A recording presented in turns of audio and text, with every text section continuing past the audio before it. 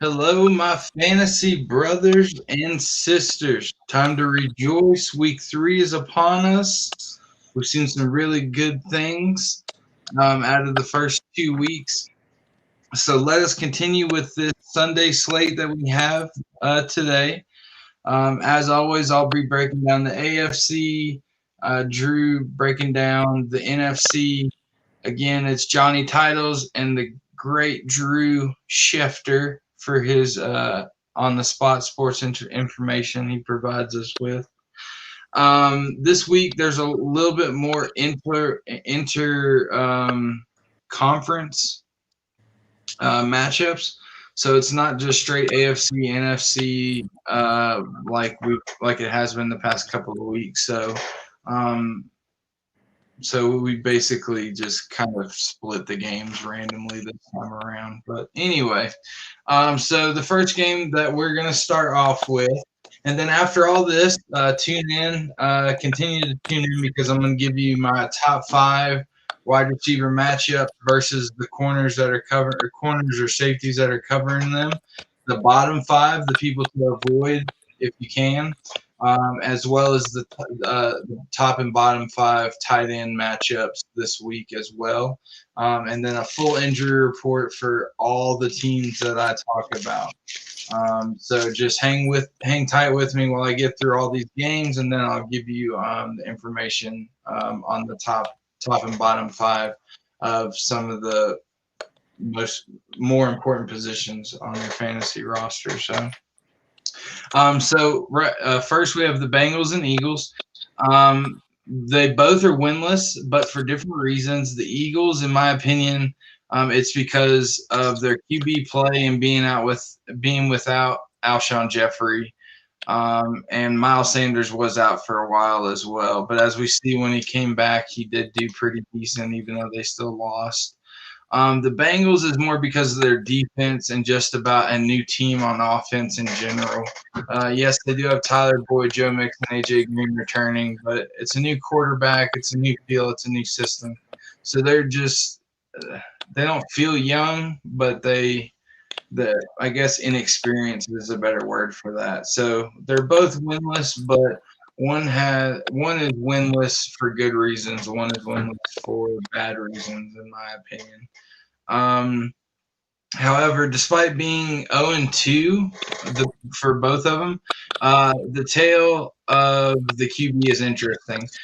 Burrows threw for 61 passes. He didn't complete all of them. He completed 37, which is really good for 61 attempts.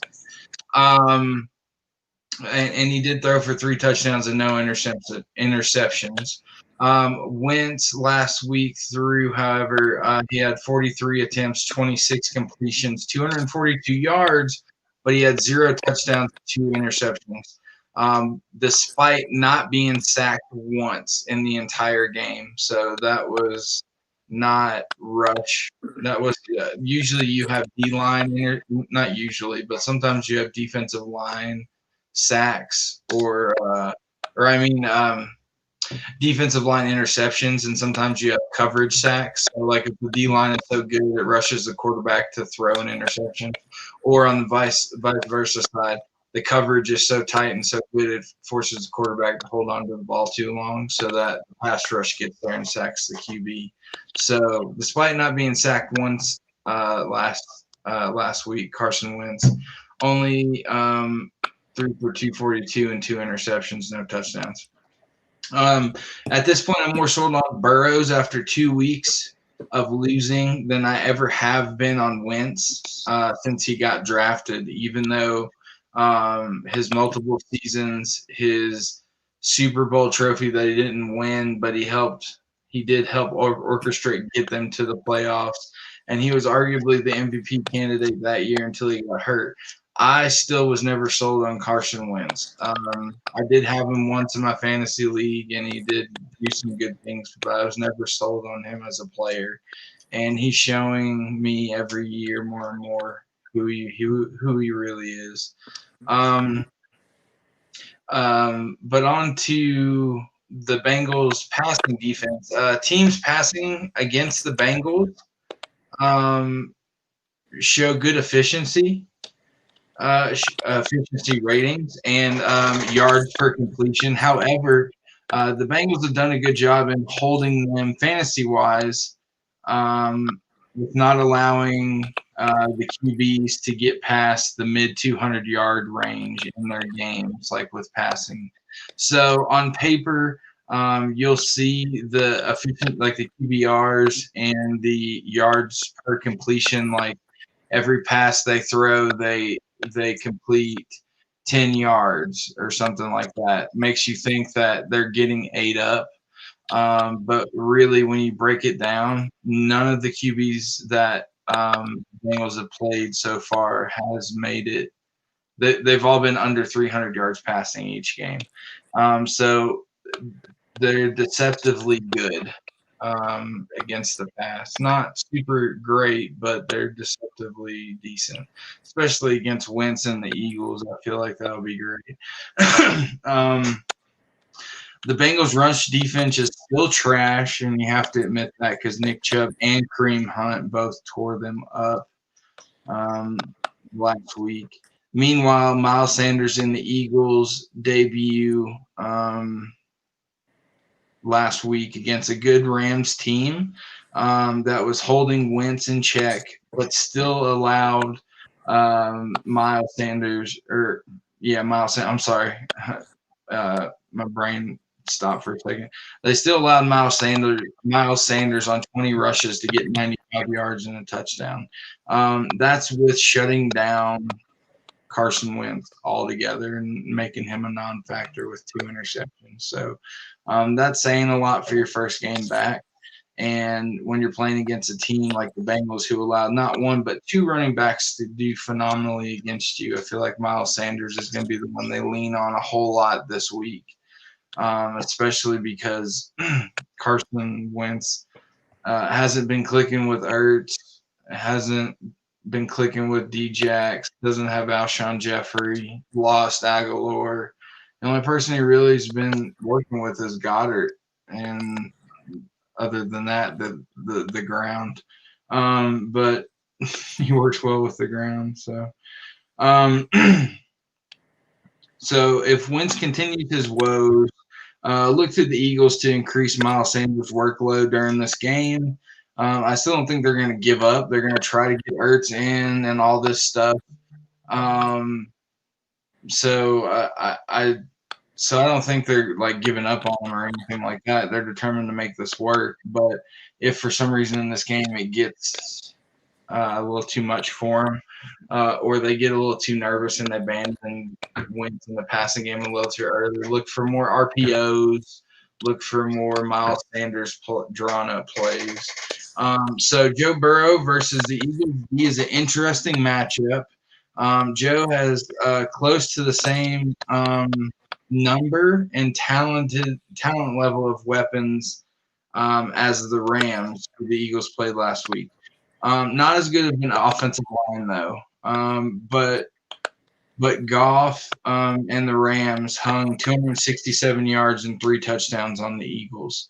So basically, the Bengals' offense to me is the equivalent of a little bit lesser version of LA with a better running game but a worse offensive line. And that team last week got almost 300 yards and 3 touchdowns hung on them. When they're struggling at running back too, when they're struggling at certain things on defense that the Bengals are struggling on as well. So I find that to be an interesting matchup, and I look for Joe Burrow to probably have. I know he had a really good game last week with his 37 completions and 3 touchdowns and stuff like that. But I look to Joe Burrow to be more, not as much of a volume like a 500 passing game, but I look to see Joe Burrow be more efficient, look more pro ready, more veteran ready, where he's seeing the field as it is, without having to be coached so much in the helmet right before the snap. Seeing the field, spreading the ball out, still getting 300 yards and 3 touchdowns. Hopefully, I would think, but more complete of a game. That's my hope for Joe Burrow because he keeps getting better every week, and this week he's got a chance to really take a stride forward. And after a 61 attempt, 37 completion, 3 touchdown game from Burrow, with the people he has all over, I expect another heavy volume game for him. Joe Mixon has been slipping in the past 2 weeks, though. So even though I do expect Joe Burrow's volume to either stay the same or around the same, you can't really increase on 61 pass attempts that often. But 40, at least 40 a game, 45 maybe. But I do see Joe Mixon somehow getting involved more in that because he is a PPR back and he hasn't been getting much love running the ball. Some games he just doesn't get the ball a lot. Sometimes they try and he just doesn't get it going. So he's a very great player, and they need a way to find a way to get him into the offense because they're wasting something very talented there. Because he can do a lot of things. If you watched him play at Oklahoma, if you watched him play the last 2 years with terrible offensive linemen, he's rushed for over 1,000 yards. So, they need to. They need to. I think they're all just enamored with their new toy, Joe Burrow, and they want to play with him as much as possible. But once everything calms down and they get back to being who they are and they develop an identity, I see Joe Mixon picking it back up from where he left off, and they really, really need to get him involved more in like the short pass, the screens, the put him up in the slot, and just like the quick over the middle route, a bunch of different stuff. Heck, you can even Joe Burrow is athletic enough. You can even line up in the shotgun and do some. They don't work that well in the NFL, and sometimes, but like the read options and stuff like that. Joe Burrow's good at that. He knows it. It's fresh in his mind, and it would just keep the defense honest. It would keep Joe or it would keep Joe Mixon, not Joe Burrow. Yeah, what's up, Barry? Same jersey because we know where the real talent lies on the team, as we see these past few weeks with AJ Brown gone.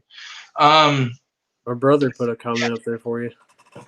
Do what? I said my brother put a comment up there for you as well. Oh yeah. It's all right, Dylan. It's fine. I don't expect too many things out of FSU for a few decades. So, so back to the game. So for all you Mixon fans, me included, don't fret. Don't trade him early. In fact, buy low if you can get him on a trade. Yes, he did have 16 carries for 46 yards last week. Get him for dirt cheap as soon as you can if you can get him on a trade or if he's on the waivers or something. Get him and hold on to him because he is going to turn it around like he always does because he's done more with less with that team. This is a game where, again, I feel like we'll see the old Joe Mixon. Last week, the Eagles allowed 191 yards and 2 touchdowns total for the entire LA Rams rushing team without their top running back playing. Cam Akers, as you know, is out 3 weeks with an ankle injury. So they have Mike Davis, who is a big bowling ball that's not really involved in the passing game and stuff like that. And they also have some other guy, like some no-name, and they got 191 yards and 2 touchdowns on, I think, 30 attempts or under. So it's completely possible for Joe Mixon and the Bengals to turn around this week running the ball, and that would help out Joe a whole lot because he doesn't have that many 61 attempt games in him before he starts getting tired if you're wanting to go to the playoffs this year. So that's a lot of throws. So my takeaways for this game are give up on Wentz officially if he can't have at least 250 yards and 2 touchdowns throwing this game. If he can't do it with this game, he's call it quits fantasy-wise and drop him, try to trade him, whatever, just get him off your team. Literally, I would trust Justin Herbert, who a rookie who's starting this week that we'll get to in a little while. I would trust him over Carson Wentz. So if he doesn't have at least 250 yards and 2 touchdowns throwing, no matter how deep your league is, get him off your team. I mean, unless you have literally there's no one and he's the 32nd quarterback, and you like honestly, some games it'd be better if you didn't start him in the starting roster spot, but unless it's a very extreme circumstance, get him off the team for sure. I feel like the Eagles D gets shredded one way or another, either by Joe Burrows or Joe Mixon or both. They are a decent defense and they are ranked top 3 like week 1.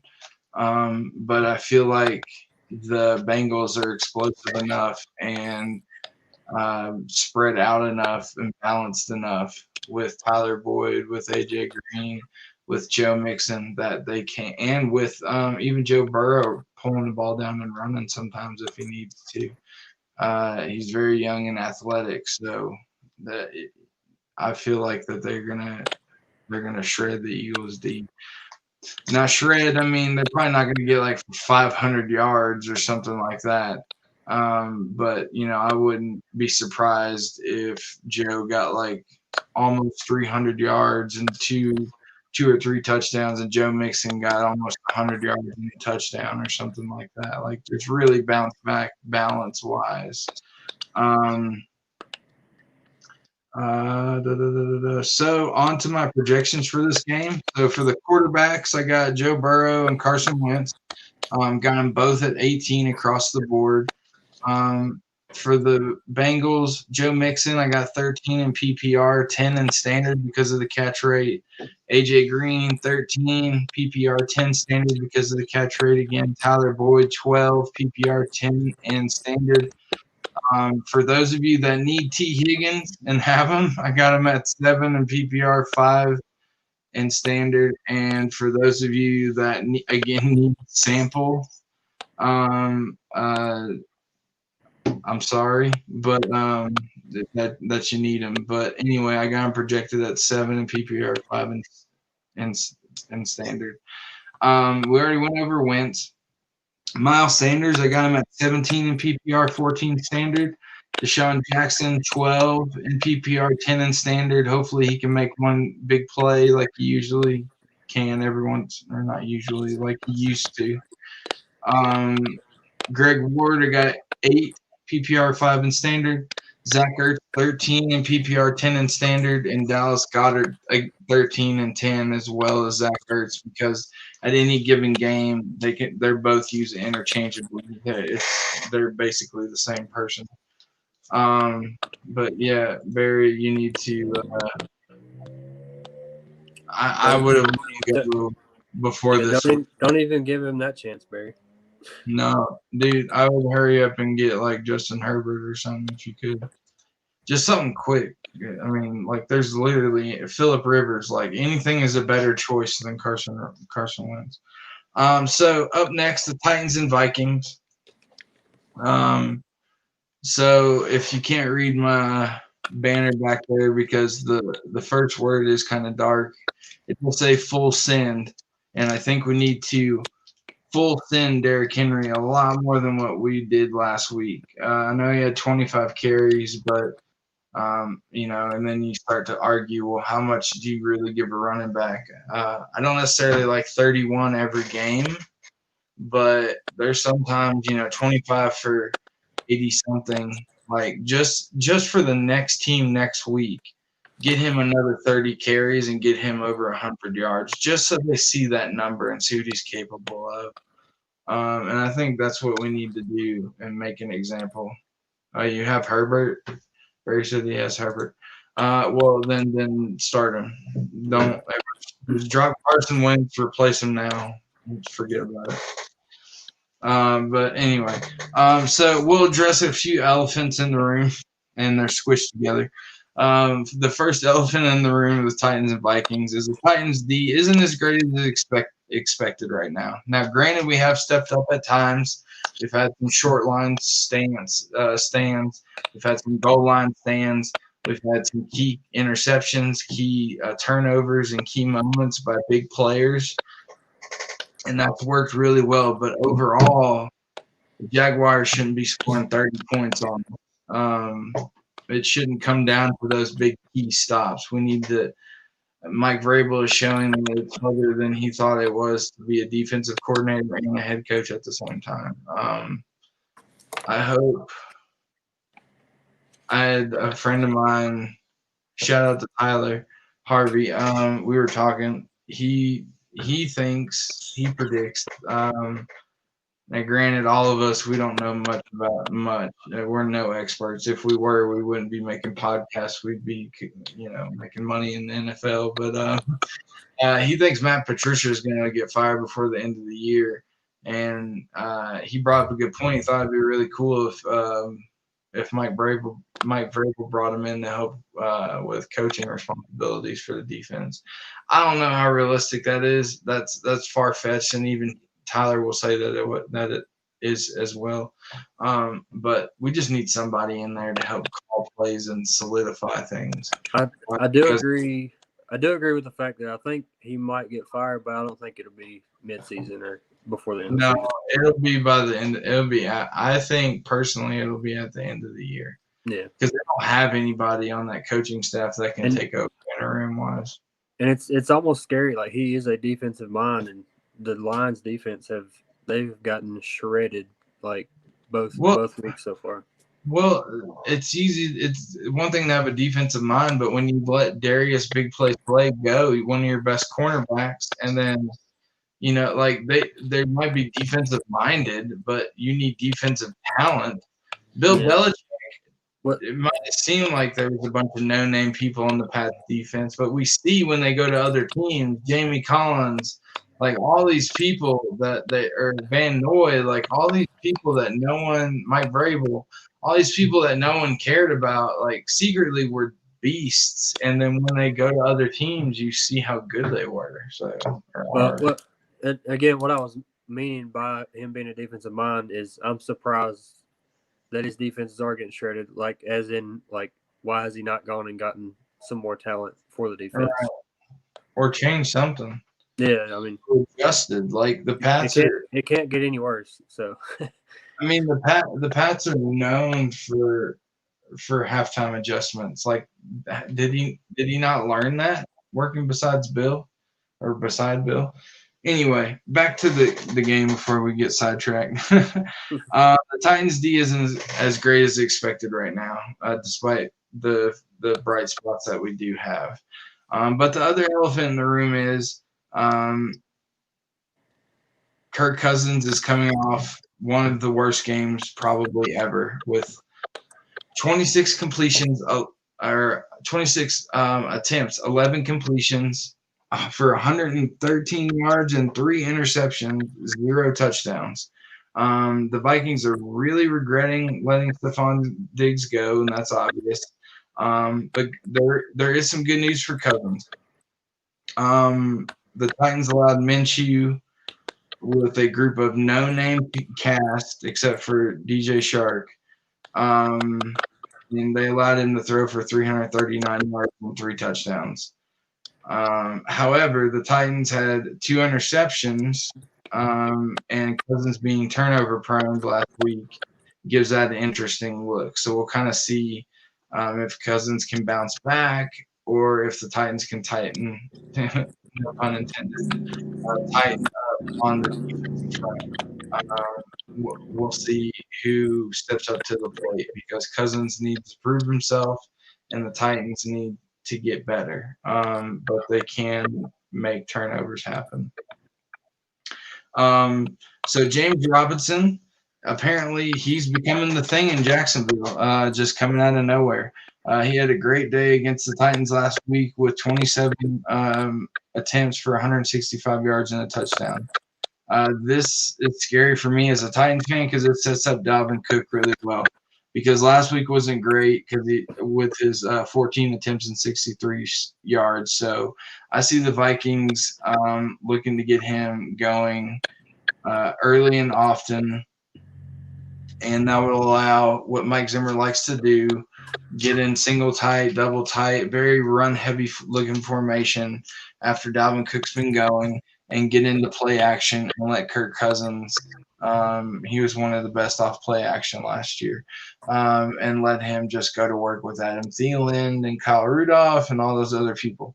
And also throw screens and stuff like that to Dalvin once they try to blitz to stop the run. So I think the Titans, there's a chance that they get baited in and they get hurt by Dalvin early and often, and then they end up getting embarrassed because they overcompensate for him. So that should give Cousins confidence eventually later in the game to work the ball downfield to Adam Thielen. The most interesting matchup on paper in this game, I think, comes from Derrick Henry. Against a usually known stingy Mike Zimmer defense, then Derrick Henry went for a respectable 84 yards on 25 carries last week. Obviously not against Mike Zimmer, but just to talk about Mike Zimmer, he's usually known to have a stingy defense and really good linebackers.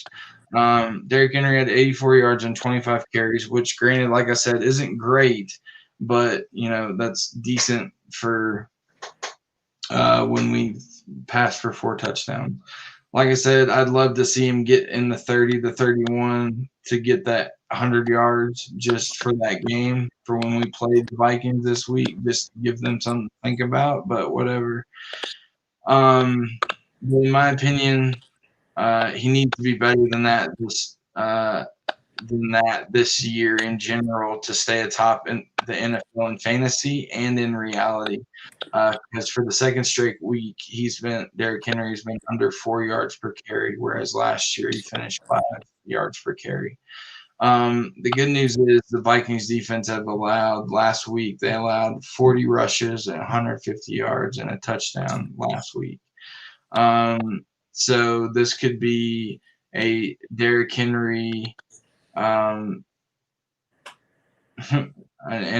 I kind of I nicknamed him for this game the designated hitter, because they're going to try to really feed him the ball a lot this week and see if they can take advantage of a Vikings defense that allowed a lot more rushing than they usually do. Plus, one of their middle linebackers is out, and we'll discuss that when we talk about the injuries and stuff like that. But I believe one of their inside linebackers out, so that proves an even favorable matchup for DH this week. So passing wise, the Vikings let the Raiders have a decent game. With what I call, or not the Raiders, I'm sorry, the Vikings let Rivers, and what I call his Island of Misfit Toys group of wide receivers to get 214 yards, a touchdown, and an interception. But now we have a quarterback in Ryan Tannehill, who is much more potent. He's much more efficient. And in my opinion, he's a little bit more intelligent because he doesn't just rely on his arm power and strength and just sling it up like Rivers does. He thinks, he diagnoses plays, and he can read defenses really, really well. Ryan Tannehill is coming off of a 24 attempt, 18 completion, 239 yards, and 4 touchdown game last week against the Jaguars. showing that he is the QB that the Titans have needed to get to that next level, along with the help of Derrick Henry. If we can just get our defense to step up and Clowney to step up, I feel like we have the total package to really compete in the top 5 teams in the NFL. But that's just me. We thought in the beginning or last year, I should say the beginning, that Tannehill's success relied on Derrick Henry, but now we're starting to see the exact opposite, but in the same way for the same thing, if that makes sense. But if you let me explain, last year the argument was Tannehill's efficiency was so good because Derrick Henry got the ball all the time and he rushed for 1,500 yards. So Ryan Tannehill didn't have to throw a whole lot. Therefore, his completion percentage was high because he didn't have a lot of attempts. Now, everyone stacks the box against the Titans and Derrick Henry. So he's having to run against 8, sometimes 9-man fronts. That is opening up the passing game for Ryan Tannehill, and he is coming through with 4 touchdown games, 3 touchdown games, things like that, hitting the open people, hitting the play action plays, and things like that. So I feel like if they can keep this going, especially this week against the Vikings, they'll have them guessing to the point where they won't know what to do. Especially with their running game that was allowed on them last week, and how much that we need to run the ball with Derrick Henry to get back on track. So my takeaway for this game is the Vikings, not only do they have to make a trip to Tennessee to see if they can take advantage of what the Jags saw last week, but they'll have to deal with a team that plays differently than usually the Vikings are used to playing against in their division. A team that'll grind you down, a team that'll play action you and take short passes if they need to. They'll drive the field. They'll play the defense. They'll wear you down. It's not like Aaron Rodgers and Matt Nagy and all them that just want to just sling the ball all game. So they have to make a trip across country, which they're already tired, to play a team that's built to wear people down. If the Titans play, however, that way again, we can see Cousins and Cook and Thielen have their best games of the season so far. That's definitely a possibility. However, look for home field rest advantage, like I was talking about, being a huge difference as far as traveling and just having time at home and things like that. Even though there's no audience or fans to play for, just being at home and not having to travel is definitely an advantage. But yes, Anthony Barr is the middle linebacker I was talking about, and he is going to be out this week.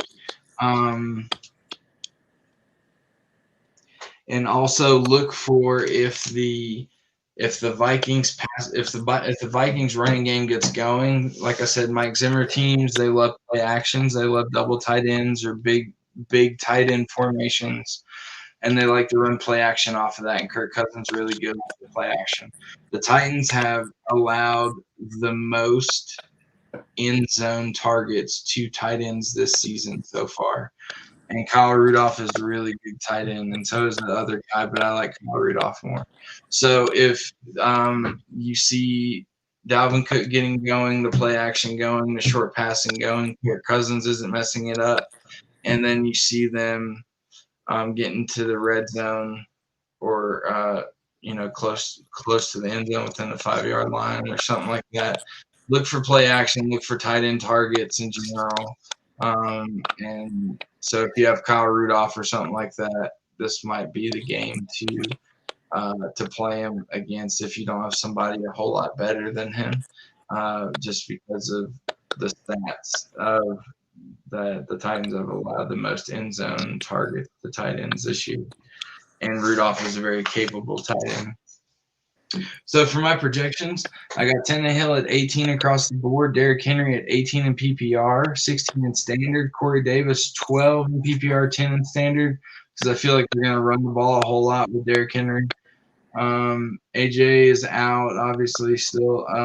Adam Humphries, I got him at 10 in PPR, 7 for standard. Jonnu, 11 in PPR, 9 for standard. And on the Viking side, I got Kirk Cousins at 16, and then Dalvin Cook 16 PPR, 14 in standard. Adam Thielen 18 PPR, 15 in standard. Jefferson 8 in PPR, 6 in standard. I got Smith at 7 in PPR, 5 in standard, and Kyle Rudolph at 7 in PPR, 5 in standard. So for the Raiders and Pats, the Pats are still trying to figure themselves out, I think, offensively. However, 2 rushing touchdowns isn't bad, even if it was on 67 carries, and even though it was mostly Cam. What's important is Cam showed his arm, showing that he's more than capable of throwing, and his shoulder's okay. He threw for 397 yards, a touchdown, and an interception. I think they are seeing what works. And at the same time, keeping the NFL guessing on what they want to do as a team, as far as identity and what they're capable of. And I feel like that's the usual Patriots. That one game they'll run the ball a lot, the next game they'll pass the ball, the next game they'll be balanced. They're always playing for the playoffs and for the Super Bowl. Never give their cards away too early. Julian still remains the man in New England with 8 catches on 11 targets for 179 yards. So still always keep him dialed up in your lineup. His chemistry with Cam is going to levels that no one really saw coming. And even sometimes they're on levels that he and Brady never had when they played together. However, the Pats will need to summon all the Bill Belichick voodoo they can against the Raiders defense that held the Saints to just a 1-to-1 touchdown interception ratio last week. But they did allow over 300 yards. I would rather allow yards than touchdowns, and I'd rather get interceptions. So even though it was 300 yards, it was still 1 touchdown. So if the Pats can keep Gruden's defense guessing, and they don't turn into a one-dimensional team, meaning like they just try to run with Cam and Sam instead of like passing the ball over the field. I'm seeing it overwhelming the Raiders as it overwhelmed most people so far. Speaking of overwhelming, Darren Waller again had a huge week on Monday, going 12 for 16, I believe, with 103 yards and a touchdown. So look for that to possibly stay true, since the Pats linebacking core and key safeties got gutted. Safety got gutted in the offseason in their own way. Some to opt out, some to being cut, some to being traded. So a lot of people that usually cover the tight end for the Patriots that are really good aren't there anymore. So look for Darren Waller to ball out, or at least be targeted a whole lot. Ruggs is out. So this is the time for Hunter Renfrow, Brian Edwards, and Demir Bird to step up in their targets and in their yards and stuff like that. Also, this is going to mean more for Josh Jacobs. He got 27 carries for 88 yards last week, like we talked about, in the other game. But I feel like he's going to get even more carries, more yards, obviously. And then he's also going to be involved a little bit more in the passing game, because the Pats are really good at taking away your best player, and I believe the best player on their team right now is Darren Waller, and that's where their biggest weakness is Pats-wise on defense. So they're going to try to take Darren Waller away because they know that he will eat them up if they don't do something about it. And I think that'll free up Josh Jacobs more than people think, because some people believe that the Pats will focus on the run, slowing down Josh Jacobs, and dare Darren Waller to beat them.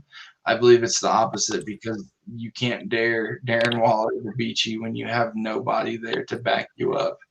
And to my knowledge, the Pats don't yet, or that I've seen. Good news is Derek Carr is still spreading the ball around. Um, Probably out of necessity, because they have a lot of no-name people except for Ruggs and Waller. He had 10 different targets last week, which is good to keep the Chiefs and Stephon Gilmore guessing on where the ball's going a lot. So Stephon's either going to have to stick to somebody, or he's going to be all over the field, just depending on the situation.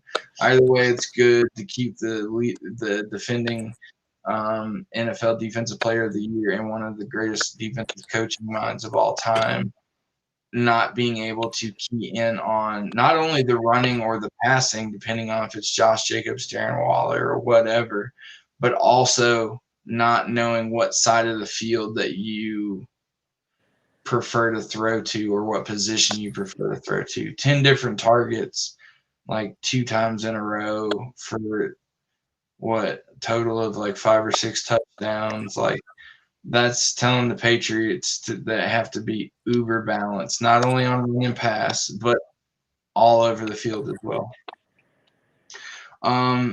And just to point out, New England gave up 5 touchdowns to Russell Wilson last week.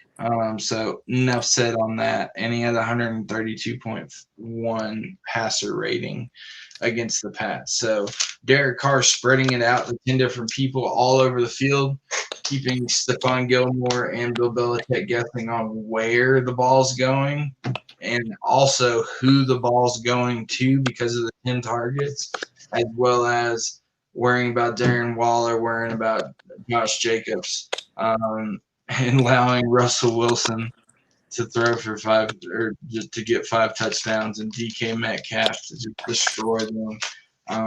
I think if also running the ball, the Pats gave up to the Hawks 30 rushes as a team for 154 yards last week. So they just got completely dominated. New England did by the Seahawks. So they have to worry about a lot. So I can see, I definitely see Las Vegas going 3-0 after this week. I feel like New England's offense might overwhelm Las Vegas's defense, and they might keep it close, just out of just respect for Bill Belichick of how good of a coach that he is. But unless Las Vegas absolutely craps the bed on this one, I don't see how they can't win, because they've shown the past couple of weeks that they've been more of the dominant team on just about every level. And sorry, Jared, shout out to you. Sorry to say that, but that's just what's shown out on paper to me. So my projections for this week, I got Derek Carr 14 across the board. Josh Jacobs 19 PPR, 17 standard. Ruggs is out, like we talked about. Renfro, I got him at 9 PPR, 7 standard. Edwards 6 PPR, 4 standard. Bird 10 PPR, 7 standard. And Waller I got for a big 14 PPR, 12 in standard. Now for the Pats, Cam 21 because of his running and throwing. Running touchdowns and throwing touchdowns as well as yards. Sony, I got 9 PPR, 8 for standard because he's mostly the running back. Rex, I got at 12 PPR, 9 in standard because he's used in a little bit of everything. Edelman, 15 PPR, 12 in standard because he's still the man there. N'Keal Harry, who I wish they'd try to get a little bit more involved to see what he's got. 12 PPR, 10 standard, and then Ryan Izzo, they're tight end, 5 in PPR, 3 in standard. So on to the Texans and Steelers. We got 1, 2, 3 more games left, or 4 more games left. So Texans and Steelers. Again, Steelers, amazing team. So We'll start off with them and their defense. Steelers defense, again, last week, they got 7 more sacks and 18 hits just in one game. TJ Watt got 2.5 sacks by himself. They are on pace to break the NFL team single season sack record. And this is significant because, again, they face a team in Houston that has never been able to protect a quarterback. Watson, again, last week got hit 13 more times, and 4 of those being sacks by a team lesser than the Steelers on defense. Luckily, he still has athletic ability, or it would have been a lot more sacks. And luckily, his athletic ability might keep him out of sacks in this game, but I don't think it's going to be too effective, or effective enough, I should say. This normally be an issue, however, not only to the Steelers, not only are the Steelers do the Steelers excel at getting to the quarterback, they make something happen when they get there. They make it count with either a sack or an interception, forcing an interception or forcing a fumble. They don't just get there and either sack them or hit them. They get there with intention to do something. And at the very last resort, if nothing's going to happen, then they get a QB hit or a pressure at the least. So the QB or whoever's catching the ball or receiving the ball in the backfield, they're always feeling something. Not only are they feeling pressure, but they're feeling the hits, and they're seeing psychologically the game change in front of them out of their favor, and it starts to wear on you in your psychology if you've ever played football. And that is that's a real thing. That's a real intangible in football, is your mentality. And when you see a team that continues to not only get to you in the backfield or get to you on the field, but knowing that at any moment they could take it away from you, with the way that passing offense is going, like, it can get demoralizing really quickly. I got off track, like always. But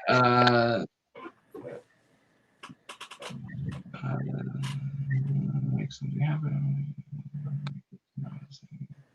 Okay, and this isn't the type of rush team to throw you off your game. As far as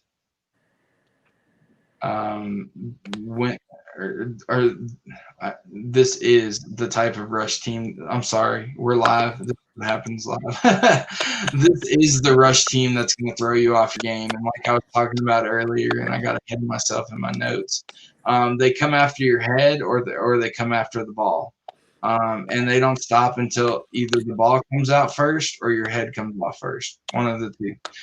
As far as the pass D, Driscoll and the Broncos, they he's their backup because they did have such poor success protecting their QB. They had poor success protecting Driscoll. However, he did have 256 yards passing against the Steelers. So it doesn't give much hope to Watson with the bad line, and still seeing how Hopkins meant to them. But 256 yards, again, it might seem like a lot, but without the touchdowns, without the other things, 256 yards in fantasy is not a whole lot of points. If it's 25 yards a point, that's only like 4 points right there. So that's terrible. The Steelers' rush D has been very decent this year and held Melvin Gordon last week in check, fantasy wise. Unfortunately, David Johnson didn't do great either last week. He got me 7 points in my league with my scoring, personally, against another good defense, the Ravens. So we'll see if David Johnson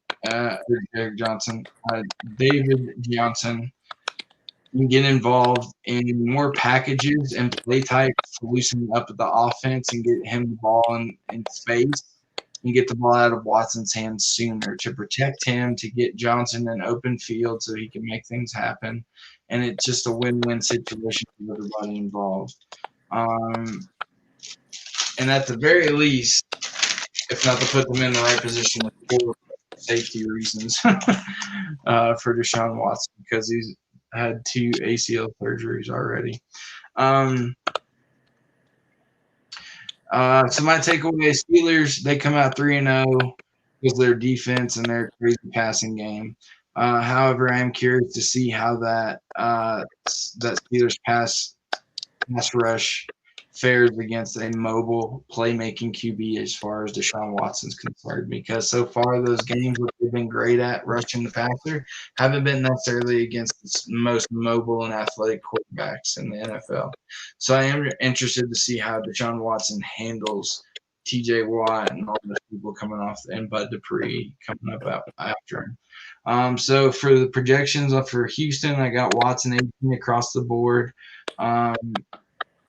Johnson, I got 14, and then David Johnson. I don't think Duke Johnson's playing this week. So I got him at 14 in PPR, 12 in standard. Will Fuller, 11 PPR, 9 in standard. Brandon Cooks, I got 10 in PPR, 7 standard. Randall Cobb, 7 PPR, 5 in standard. Atkins, 7 PPR, 5 in standard. Fells, if you need them, 5 PPR, 3 in standard. And on to the Steelers and the most relevant people on there. Big Ben, 18 across the board. Connor, 14 PPR, 12 standard. Deontay Johnson, who I don't know when's going to cool off or if he's ever going to cool off. He might be the next Juju, who is the next Antonio Brown. The Steelers wide receiver coaching staff is amazing at turning out talent left and right. And Big Ben's a great quarterback at teaching his receivers what he's learned over the years. So who knows? Deontay Johnson could be the real deal. It could be the teams haven't figured him out yet, but I don't know. But until he proves me otherwise, maybe it's also because Juju's still kind of in recovery, even though he's playing full this week. His ankle still might be bothering him, so they're thinking Deontay is going to get more targets. But I got him at Deontay Johnson at 15 PPR, 12 in standard.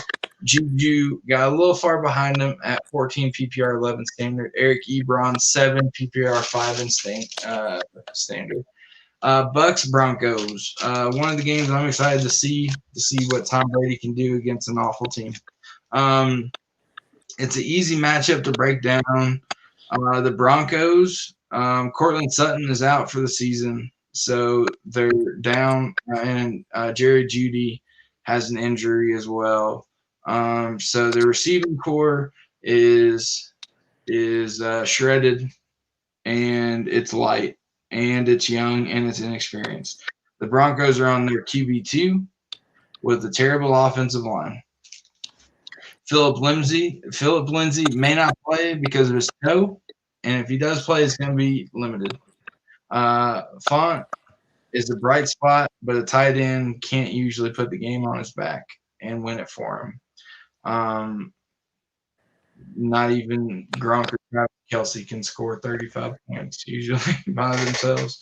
The defense isn't impressing me much, especially since they're missing Von Miller and Chris Harris Jr. And Jarrell is proving why the Titans didn't want to pay his price tag. So Broncos are pretty much a dumpster fire all around. Tampa, however, Tom is still efficient. Just age is catching up, and he's still learning everything in general with the offensive coordinator, the playbook, the city, playing without any fans, fitting into a new culture. But every week he gets a bigger and bigger chip on his shoulder, and I think it's bigger than ever.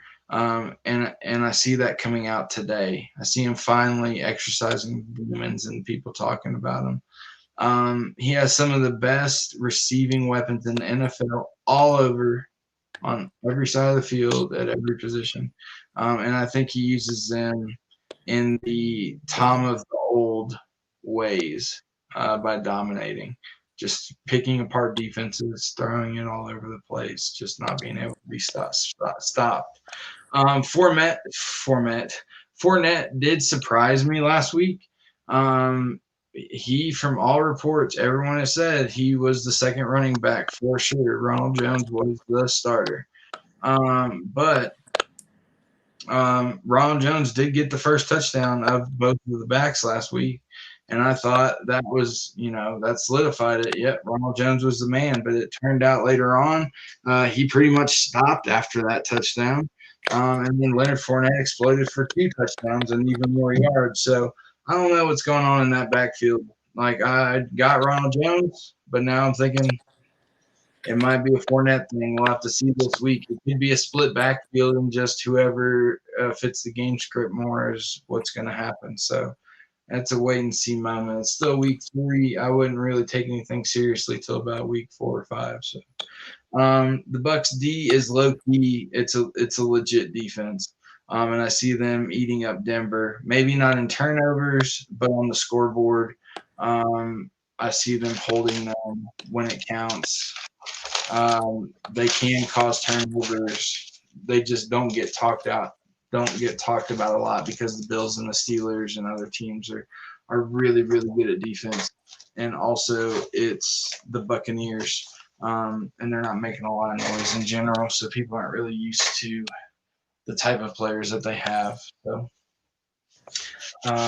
my takeaway, Tampa obviously won, and the headline will be Thomas back. Denver starts prepping for the draft after Tampa rips out their heart. And I wish Locke and Sutton and Vaughn were playing in this week, really. It would have been a really cool old guard versus the new generation type of game, since the Broncos have a losing record without Locke. So he obviously makes a difference. So I'd love to see a young QB that has a winning record on his team with a promising young receiver in his prime pass rusher on defense. I wish I would have been able to see a matchup like that against Tom Brady and a loaded offense and a legit low-key defense. That would have been a good game. I feel like we're getting robbed because of how terrible the Broncos offensive line is and how good the Steelers are on defense. So on to the projections. Brady, I got at 18 points across the board. Godwin, 15 PPR, 12 standard. Evans, 14 PPR, 12 standard. Scotty Miller, who apparently everyone's still thinking is the man, 8 PPR, 5 standard. Melvin Gordon, I got him at 15. Melvin Gordon does not play for Tampa Bay.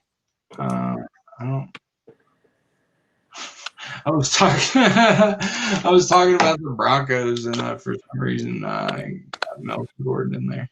I'm an idiot. That's what happens when you go live. So OJ Howard got him at 7 PPR, 5 standard. Gronk, I got him at 5 PPR, 3 standard, and I got a question mark circled by his name because I don't know what the heck's going on with Gronk. I don't know. I don't know what their plans are. I don't know why he's not getting that many targets. I don't know. I want some answers. I want Gronk to do well. So for the other side, with Denver, I got Driscoll getting 14. Jerry Jeudy, even though I said he is injured, he's still playing because he really has no other choice, and the injury's not as severe as people think. It's 10 PPR, 8 in standard. Tim Patrick, 7 PPR, 5 standard. KJ Hamler, 8 PPR, 5 standard. Those are the other 2 wide receivers, just in case you didn't know. They're the last 2 left. Fournette, I got 10 in PPR, 9 in standard. Ronald Jones, 11 PPR, 9 in standard. Then I got Font, however you say it, 9 in PPR, 7 in standard. And that brings me on to the last 2 games. So we got the Panthers and Chargers. CMC, Christian McCaffrey is still out, so look for Teddy to get DJ Moore and the rest of the wide receivers and tight ends involved more. Mike Davis is the backup running back, and he changes the offense and how they like to run. Um, the the play calling when CMC usually is in there. So look to it being less explosive because Mike Davis is a more running back. So he's gonna grind it out. He's like a big old bowling ball. So the Panthers are 0-2, and they're missing Christian McCaffrey, and Ron Rivera, and the defense.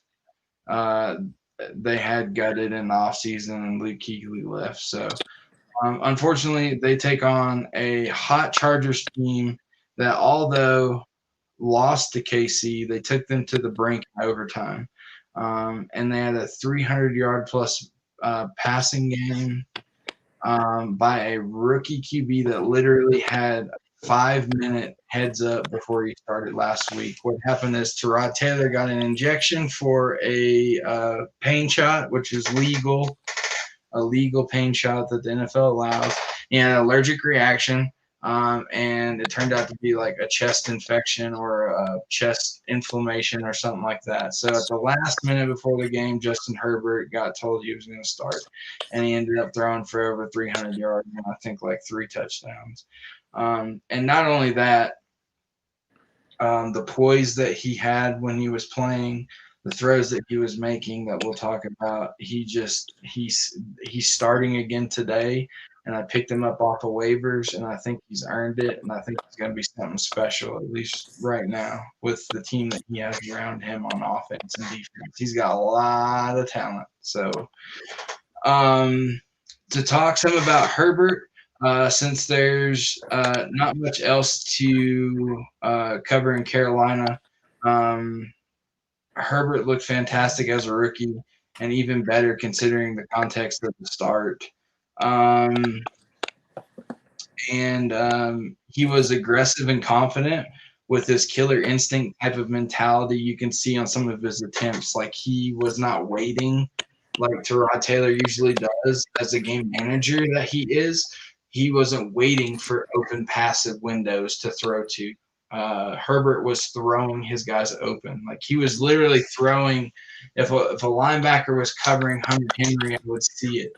And the linebacker would have his back to Justin Herbert running, chasing Hunter Henry, and then Herbert would lob it over Henry's head to the point where Henry had to look and do a leaping, diving catch over his shoulder because the linebacker couldn't see that. He threw him open. He looked aggressive. It looked instinctual. And it's a mentality that you can't coach in a quarterback or a player in general. And I thought that was, I said, especially a rookie. Especially in a rookie with literally a 5-minute head start notice. Like, didn't even practice that week. Now he's got a full week of practice under his belt with the ones. So I'm excited to see the growth that he's going to take from last game to this game with all the practice that he's had and all the confidence that I'm sure his teammates have been building with him. Because, when a new QB comes in, everybody rallies around him. So my takeaways from this game: Teddy and DJ hook up a lot. Joey Bosa and the pass rush, they blitz and try to come after Teddy without CMC being on the field. They don't need to worry about keeping contained as much.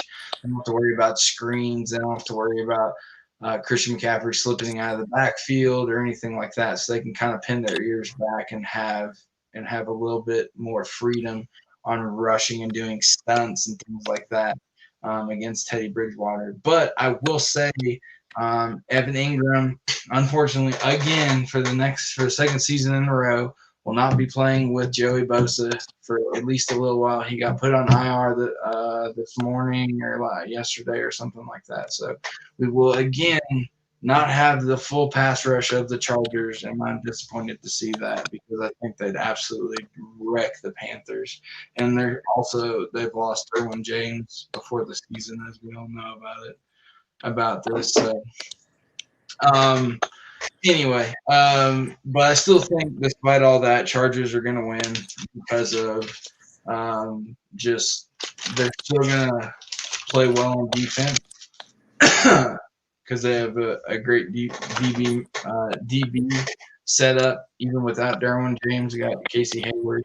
Their linebackers are decent, and then of course the most important part, they have Joey Bosa still. Still one of the Bosa pass rushers is healthy, knock on wood for right now.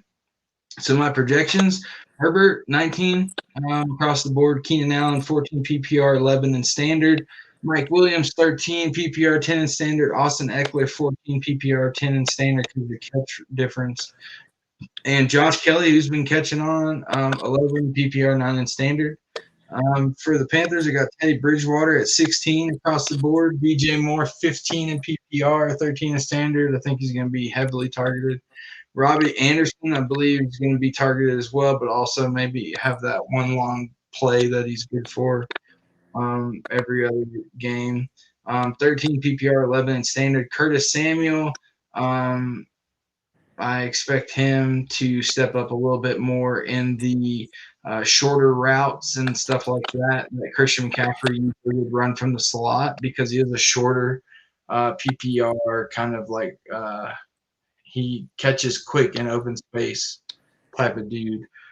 So I expect 9 in PPR, 6 in standard because of the catch difference. Mike Davis, 12 in PPR, 10 in standard. I might even make it 11 in standard because I don't see Mike Davis going out on very many pass routes, but I just see him getting handoffs. So, and that brings us on to the last game that I have of my slates.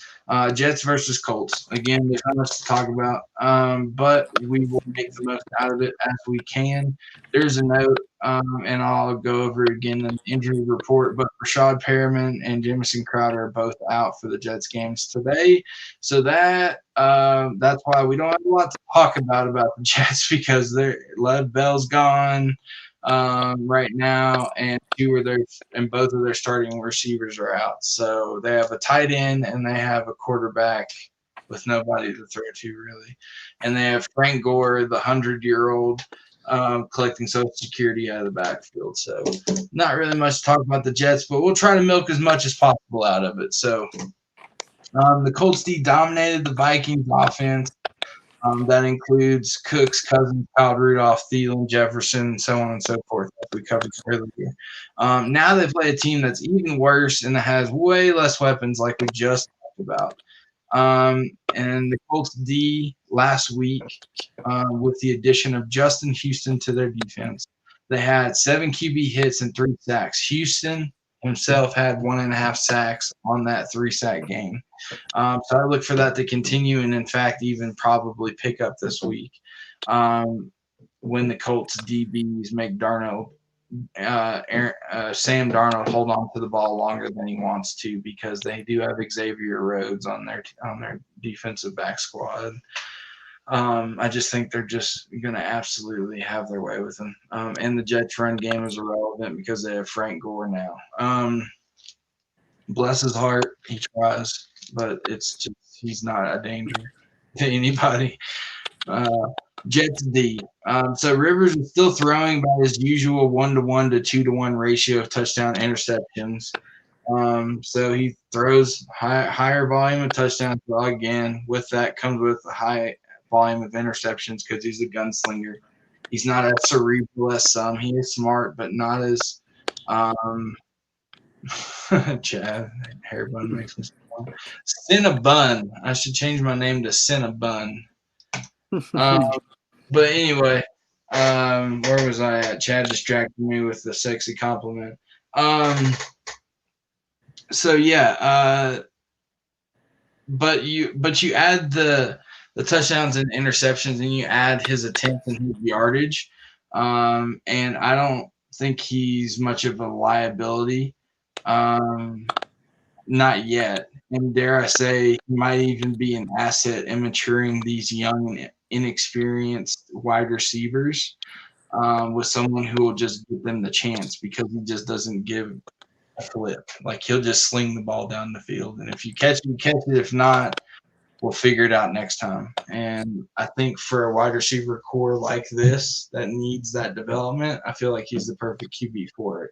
He's not going to win them a Super Bowl, but he's going to teach them for the next QB how to be wide receivers in the NFL and how to get open and how to expect the ball to be there by the time you get open instead of waiting in college. Um, Mo Alley Cox, he's still going to be starting. I think Jack Doyle is going to be out. I would definitely pick him up if you're in a deeper league or you're just desperate in general for a tight end or a backup tight end or a flex or something. Get Mo Alley Cox. He's very decent. He's an ex-basketball player, and as we know, ex-basketball players transfer well to tight ends in the NFL. Look at Anthony Gonzalez. Look at Antonio Gates. Look at Jimmy Graham, Travis Kelce. All those guys turned into great tight ends. So Mo Alley Cox is definitely someone worth taking a look at and picking up, at least putting on your bench for right now to see how he does with Jack Doyle, because when they had Eric Ebron and Doyle, they both ate as far as receiving. So even though Doyle could come back and Alley Cox could take a little step back to Doyle, I still see them both being productive and worth having at least one of them on your team. And the real story with the Colts is Jonathan Taylor. They found their future. They found their star. They found their running back. So if you can, it's probably cat's out of the bag by now, but try to trade for him. Try to get him. Don't break your bank for him because it's no one player, unless you have an absolute crap team that you need personal advice and help to rebuild from the ground up. Message me, and I'll try my best. As Drew can attest, I'm good at taking crap teams and crap benches if I can and turning them into decent rosters, or at least better rosters. Sometimes not the most ethical way, but it all is within the rules. Anyways, yeah, Jonathan Taylor's the man. Hines has been relegated back to his old ways of PPR and spell backing, but try to get Jonathan Taylor somehow if you can without breaking your bank if someone's dumb enough to let him go, for sure. And he's a stud officially now. I'm putting him on the stud list. And one of our rules on here is you always start your studs. So no matter what the matchup is, no matter what I project his points to be, no matter what it is, he's one of those studs that you're going to start regardless. Whether it be in a flex or a running back position, he's in your starting lineup unless he's injured. I don't care what the matchup says, because he's a really good running back behind one of the best and youngest offensive lines in the NFL. So you can't overlook them. And for our predictions on that game, Rivers, I got 17. TY, 14 PPR, 11 standard. Pittman, I got him at 11 PPR, 9 standard. Jonathan Taylor, 17 PPR, 15 standard. Hines, I got 8 PPR, 5 standard. Mo Alley Cox, I got 7 PPR, 5 standard. Doyle, I got him. He's questionable. He could play, they said. I don't think he will, but if he does, I got him around the same projection with Mo Alley Cox since they use their tight ends about equally. The Jets, as far as their projections, don't play anybody except for maybe Herndon. So I literally don't worry about projections for the Jets. Fade them all. The ones that are playing in today's game. Don't let go Sam Darnold, and don't let go the ones that are injured or anything. But just whoever's starting today, fade him. If you have Herndon and you need to start him because he's really the only bright point on there. So I got him projected at 11 PPR, 8 standard, because I think they have really no other choice but to throw to him. So either he'll have a decent game or everybody on the team will have a terrible game. So we'll see on that. Real quick, I will do my injury report, and then we'll let Drew get to his. And then we got 2 more segments for you real quick. We'll finish up and we'll get you guys out of here for Sunday football. So my injury reports for week 3, I mentioned some of them, but not all of them during my breakdowns. Bengals, they have no one's out. Eagles, Alshon's out with a foot. Raiders, Henry Ruggs, he's got a knee and hamstring issue. He's out. Darren Waller's questionable to play with knee, but he's probably expected to play for sure. Josh Jacobs, again, hit questionable, but I would expect him to play. Pats, N'Keal Harry, and Edelman, questionable, but the Pats have a habit of everybody's questionable, and they're expected to play. Texans, Duke Johnson, he's questionable for an ankle, probably won't play. But if you feel comfortable with that questionable game time decision, then throw him in your flex, but it's up to you. I personally wouldn't. Steelers, Juju, he's expected to start, but still listed as questionable with his injury. But again, like I said, expected to start. Titans, AJ Brown, still out with his knee. Vikings have nobody out. New released. I'm sorry, they got their middle linebacker is out. What was his name? Barrett. He is actually out. I'm sorry. I wrote this list before I found that out. Panthers, Christian McCaffrey, obviously, he's still out 4 to 6 weeks, and he just got recently placed on IR officially. Chargers, like I said earlier, Melvin Ingram's on IR because of his knee. There's also some irrelevant injuries, but if you're looking to pick, if you had Tyrod Taylor, he's out. Justin Jackson, he's doubtful. Jets, like I said, Brashad Perriman, Jamison Crowder, their 2 starting wide receivers are both out with ankle and hamstring injuries, respectively. Colts, Mack is out, obviously, with the ACL. Doyle's questionable with his ankle. Paris Campbell is out with his knee. Bucks, Justin Watson, I don't know who that is, but he was on the injury report. So just in case you have him, I wanted to throw him on there. With a hand and wrist injury, he's out. And then finally, Broncos, obviously Sutton's out for the year with the ACL. Luck's out for at least 3 to 6 weeks with a rotator cuff injury. At least, like I said, so he's not playing. Philip Lindsay's doubtful with a toe, so even if he does play, he might be limited. So I don't know if he's worth a start or not. Depends on how deep your team is. Gary Judy has rib injuries, questionable, but he's expected to play because of, number one, his great ability. He's a great talent, but also the lack of depth and the lack of severity of the severity of the rib injury that he has. All right, so that's it. Drew, you want to take us on the NFC, and then I'll do our top and bottom 5 wide receiver, cornerback matchups, and tight end matchups, and then we'll bring it home and let these people get to watching some football. All right. Really quickly, I'll go through the 12 o'clock games so you can adjust accordingly. Before I do get started, I do want to say hi to Emelina. She is watching with my wife actually downstairs, and she said hi to us earlier, so I wanted to say hi to her. All right, getting started with the 49ers and the Giants. Last week, Daniel Jones struggled against the Bears with 241 yards, an interception, a 68.9 passer rating. A lot of the struggles were due to the offensive line, which has been a problem so far this year for the Giants. They gave up 4 sacks and 4 quarterback hits, and he fumbled once. Even with the injuries, the 49ers defense is still a tough matchup, in my opinion.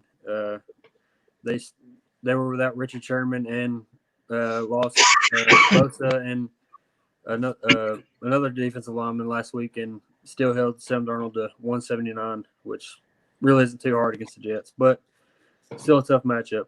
The running game struggled as well without Barkley. Deion Lewis filled in, only had 10 attempts for 20 yards and a touchdown. With a bad line, doesn't look like it's going to get any better this week against the 49ers, even with the injuries. The 49ers offense, they took some blows as well last week, losing Jimmy G, Coleman, and Ryan or Raheem Mostert. They were already without Kittle, and all those, and Samuel, and all those will still be out this week. So, who will be the 49ers offense this week? One guy that did perform really well and filled in great for Kittle was Jordan Reed. He was definitely a bright spot for them last week. Although he only had 50 yards, he had 7 catches and 2 touchdowns, which in a PPR league is still pretty good points. It's good to see him actually having some success with all the injuries he's battled over the years. Hopefully he can stay healthy. As far as projections go for that game, Daniel Jones, I got him at 15 points. Devonta Freeman, the running back they picked up to fill in for with Barkley out, I got him at 7 points PPR, 5 points standard. Darius Slayton, I got him at 12 points PPR, 9 in standard. Golden Tate, I got him at 10 points PPR and 7 in standard. Evan Ingram, I got him at 11 points PPR and 8 in standard. Their defense, I have them at 6 points.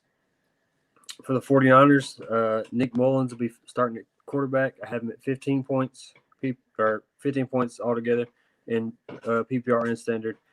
Jerick McKinnon, I have him at 14 points, PPR, 11 in standard. He'll be filling in at running back. Kendrick Bourne, I have him at 10 points PPR, 7 points standard. Brandon Ayuk, 8 points PPR, 5 points standard. Jordan Reed, I have him at 10 points PPR and 7 in standard. Defensively for the 49ers, I have them at 9 points. Moving on to the Washington and the Browns. Couple of facts before I do get into that. Today will be the first time in NFL history that there will be a female official and a female coach on both teams. That's pretty cool. Heck Also, yeah. go ahead. I said, heck yeah. Also, if the Browns win today, that'll be the first time they've had in over 5 years that they've had more wins than losses. So, getting into the game, the Browns' rushing attack led the way for them last week. Nick Chubb had 124 yards, 5.6 yards per carry, 2 touchdowns. Kareem Hunt had 86 yards, 8.6 yards per carry, and a touchdown. And they have another good matchup this week against Washington, who gave up 160 yards, 5 yards per carry, 2 touchdowns last week against Arizona. The running game also helped Baker Mayfield in a lot of ways, letting him run a lot more play action, taking some pressure off of him. He finished with 219 yards with 2 touchdowns and posted a 110.6 rating last week. Odell Beckham led the way with 74 yards and a touchdown. Washington has a decent secondary that benefits from their pass rush. So we will see how that affects them in the passing game this week. Moving over to Washington, their line has struggled. Their offensive line has struggled. They gave up 4 sacks and 8 quarterback hits last week. Haskins still had an okay game with 223 and a touchdown and no picks. He did fumble once as a result of one of those quarterback hits and sacks. McLaurin continued to be Haskins' favorite target with 7 catches, 125 yards, and a touchdown. Antonio Gibson had 13 carries for 55 yards and an average of 4.2 yards per carry and a touchdown, but not a good matchup against the Browns, who allowed 2.9 yards per carry last week. Projections: Baker Mayfield, I have him at 17 points. Nick Chubb, 13 points, 10 points in standard. Kareem Hunt, 13 points, 10 points in standard. Odell Beckham, I have him at 13 points and 10 points standard. Jarvis Landry, 11 points, PPR, 8 in standard. Austin Hooper, 8 points, PPR, 5 points standard. And the Browns defense, I have them at 9 points. Moving over to Washington, Dwayne Haskins, I have him at 14 points. Antonio Gibson, 11 points, PPR, 8 points standard. Terry McLaurin, 14 points, PPR, 11 points standard. Dontrell Inman, 8 points, PPR, 5 points standard. Logan Thomas, 8 points, PPR, 5 points standard. And their defense, I have them at 6 points. Okay, moving on to the Bears versus the Falcons. Matt Ryan is playing really well for the Falcons. They just can't seem to hold on to leads, as we've seen before. Last week, he had 273 yards and 4 touchdowns and a 126.3 passer rating. The Bears have been pretty good against the pass this season.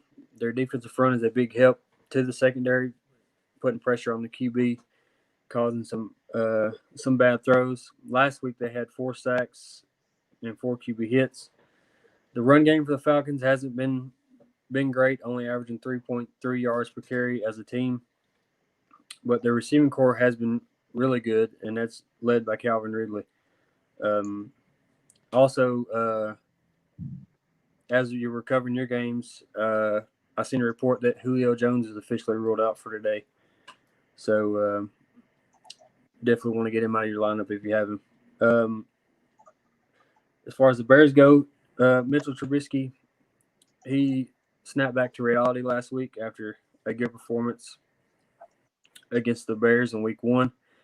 He only had 190 yards. He did throw 2 touchdowns, but also threw 2 picks and had a 78 passer rating against the Giants defense. But the Falcons have struggled against the pass this season, giving up 772 yards and 5 touchdowns in 2 games.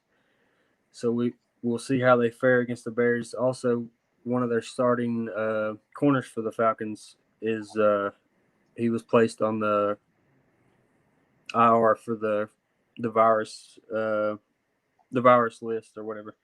The Bears did have a decent run game last week, but Falcons are pretty good against the run. The Bears receivers need to step up this week in a good matchup. As far as projections go, Matt Ryan, I got him projected at 18 points. Todd Gurley, I got him projected at 12 points PPR, 9 points standard. Calvin Ridley, 16 points PPR, 13 points standard. Julio Jones is out. Russell Gage, I have him projected at 11 points PPR, 8 points standard. Hayden Hurst, I have him at 10 points PPR, 7 points standard. Defensively, I have him projected at 6 points. For the Bears, Mitchell Trubisky, I have him at 17 points. David Montgomery, I have him at 12 points PPR, 9 points in standard. Tariq Cohen, I have him at 10 points PPR, 8 points standard. Allen Robinson, I have him at 14 points PPR, 11 points standard. Anthony Miller, 9 points PPR, 6 points standard. Jimmy Graham, 7 points PPR, 4 points standard. And defensively, I have the Bears at 6 points. Moving on to the Rams and the Bills. It's a matchup a lot of people are talking about, with them both being 2-0. Josh Allen is having a great season so far and had another big game last week with 417 yards passing and 4 touchdowns, a 147 passer rating. A career day for him. Bills. Go ahead. I said Bills are winning. By the way, I'm calling it. It's my game of my sure bet of the week. Yeah, that's who I'm picking is the Bills. The Rams are decent against the pass, so it should be an interesting matchup. The Rams struggle against the run, so it could be something the Bills could take advantage of. Last week they had over 100 yards and averaged 4.8 yards per carry. The big acquisition in the offseason, Stephon Diggs, he's playing like a man on a mission with another big game last week. 8 catches for 153 and a touchdown. And Believe it or not, John Brown is still performing pretty well, as he usually does. He still had 82 yards and a touchdown. He's always a great fantasy receiver. The Rams, Jared Goff, he's having a good season. He had 267 and 3 touchdowns last week with a 142 passer rating. The Bills allowed Fitzpatrick to throw for over 300 yards, although they were leading the majority of the game. So the Dolphins were pretty much a pass-heavy team for the majority of the game. The Rams do have a three-headed rushing attack, but Cam Akers being out cuts them down to 2. But in any of the 3 could lead that team in rushing any given Sunday. But with Cam Akers out, I think Darrell Henderson will lead the way again this week. Last week he had 81 yards, 1 touchdown, and 6.8 yards per carry. Tyler Higbee was Goff's favorite target when they got to the red zone. He had 3 touchdowns, all in the red zone last week. And the Bills struggled against the tight end last week, giving up 130 yards and 1 touchdown to Gesicki of the Dolphins. Projections: Josh Allen, I have at 20 points. Devin Singletary, I have 13 points PPR, 10 points standard. Stephon Diggs, I have him at 14 points PPR and 11 in standard. John Brown, I have him at 9 points PPR, 6 in standard. Tyler Croft, I have him at 5 points PPR, 2 points in standard. Defensively, I have the Bills at 7 points. For the Rams, Jared Goff, I have him at 15 points. Darrell Henderson, I have him at 11 points PPR, 8 points standard. Cooper Kupp, I have him at 13 points PPR, 10 points standard. Robert Woods, I have him at 11 points PPR, 8 points standard. Tyler Higbee, I have him at 11 points PPR and 8 points standard. Defensively, I also have the Rams at 7 points. Moving on to the Cowboys and the Seahawks, my personal favorite game for the week. Dak had 450 yards, a touchdown, and a 109.4 passer rating, along with 3 rushing touchdowns last week, and a pretty good matchup with the Seahawks passing defense that hasn't been that great so far. They gave up almost 400 yards, or they gave up 450 yards to Matt Ryan in week 1 and 397 to Cam in week 2. So should be a pretty good matchup. Zeke had 89 yards, a touchdown, and averaged 4 yards per carry last week, and has a tough matchup this week with Seattle that has been pretty good against the run. As far as receivers, CeeDee Lamb and Amari Cooper both had 100-yard games last week, and they both have good matchups this week. So I look for the passing game to play a big part in that one for Cowboys. Russell Wilson is having an MVP-type season already. He had 5 touchdowns last week, total of 9 on the year. And a really good matchup against the Cowboys. The Cowboys defense has struggled this year against the pass and sometimes the run, but they were a lot better last week against the run. Carson had 72 yards last week, but as a team, they had 154 yards and averaged 5.1 yards per carry. This week they have a matchup against the Cowboys that allowed 3.3 yards per carry last week. DK Metcalf had 92 yards and a touchdown last week, and got a good matchup this week, and seems like he's growing to be Russell's favorite target every week. Projections: I have Dak Prescott at 20 points.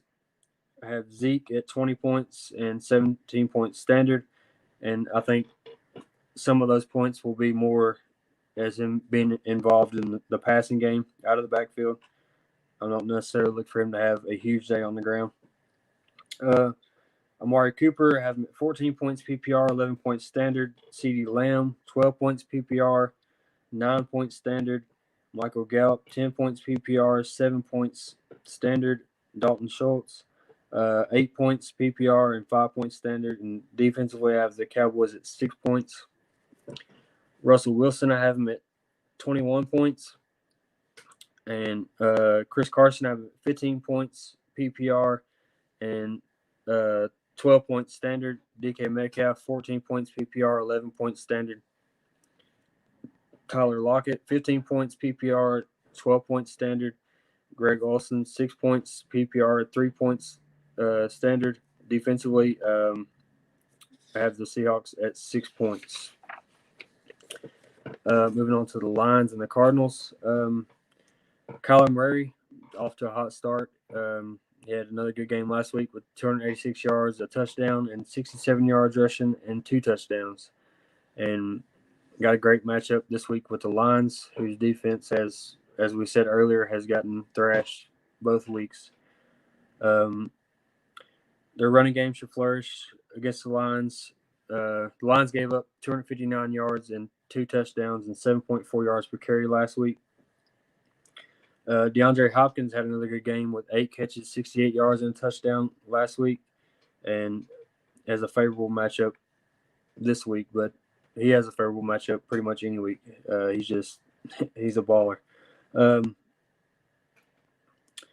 They had I'm sorry, I lost my spot. The pass rush for the Cardinals had 4 sacks and 8 quarterback hits and a forced fumble last week, and that's not good news for a bad line in Detroit. Although Matthew Stafford had 244 yards, 2 touchdowns, and interception, and a 91 passer rating last week, but he's definitely going to feel some pressure this week against a good Cardinals pass rush. The Cardinals defense did allow 5.1 yards per carry and a touchdown last week, which could be good news for Adrian Peterson, who didn't get a lot of carries last week, but did average 5.9 yards per carry on the carries that he got. As far as projections go, I got Kyler Murray at 20 points, Kenyon Drake at 14 points PPR, 11 points standard, DeAndre Hopkins, 18 points PPR, 15 points standard, Larry Fitzgerald, 10 points PPR, 7 points standard, Dan Arnold, not a name that a lot of people know, 5 points PPR, 2 points standard. Defensively, I have him at 7 points. Matt Stafford, I have him at 17 points. DeAndre Swift, I have him at 9 points PPR, 6 points standard. Adrian Peterson, I have him at the same 9 points standard, 6 points PPR. Marvin Jones, I have him at 13 points PPR, 10 points standard. Kenny Galladay, he's expected to play today. He had missed the first 2 games. I have him at 11 points PPR, 8 points standard. TJ Hawkinson, I have him at 8 points PPR and 5 points standard. And defensively, I have them at 5 points. And I think my last game is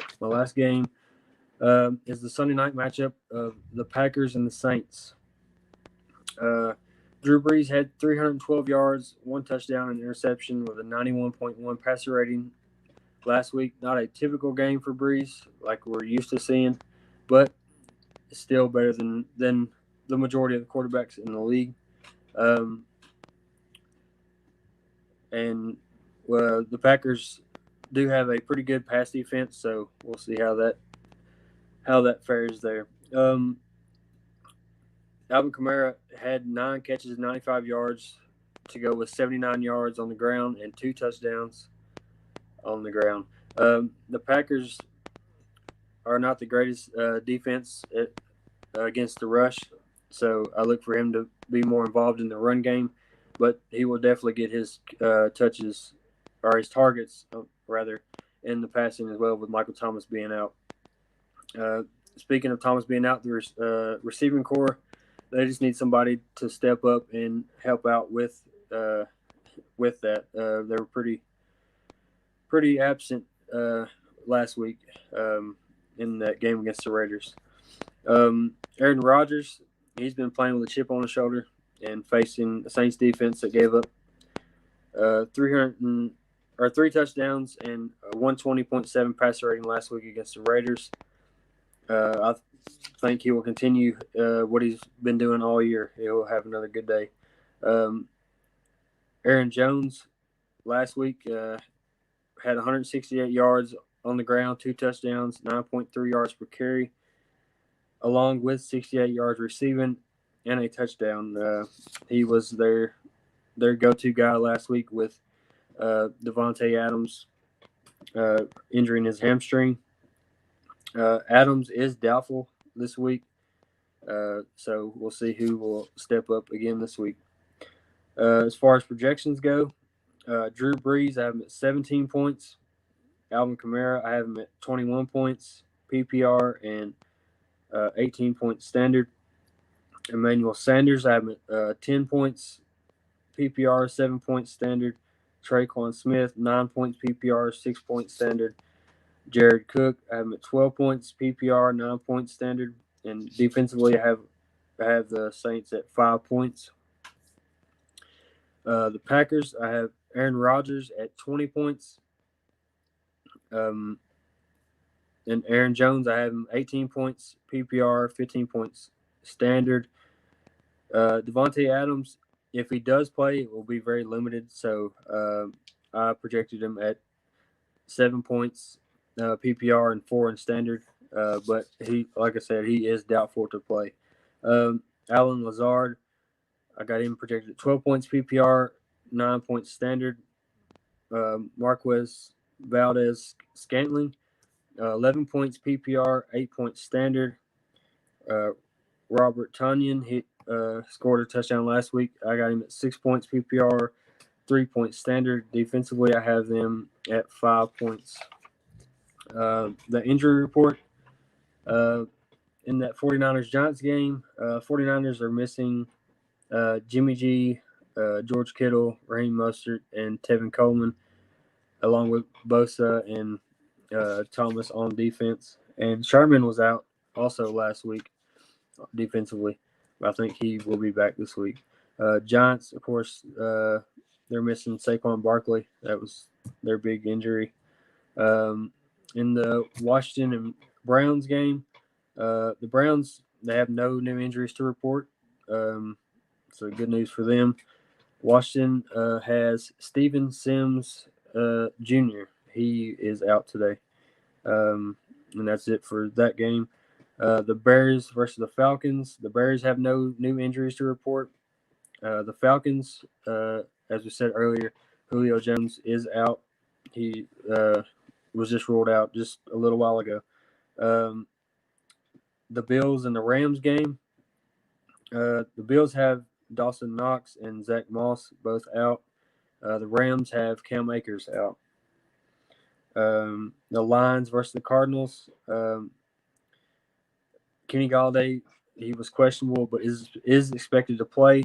And the Cardinals, Christian Kirk is out for this week. And the Cowboys versus Seahawks. Cowboys had no new injuries to report from last week. The Seahawks, Philip Dorsett is out. The Packers and the Saints, as I mentioned earlier, Devontae Adams is doubtful with a hamstring injury. And as far as the Saints go, Michael Thomas is out again, and no other injuries to report for them.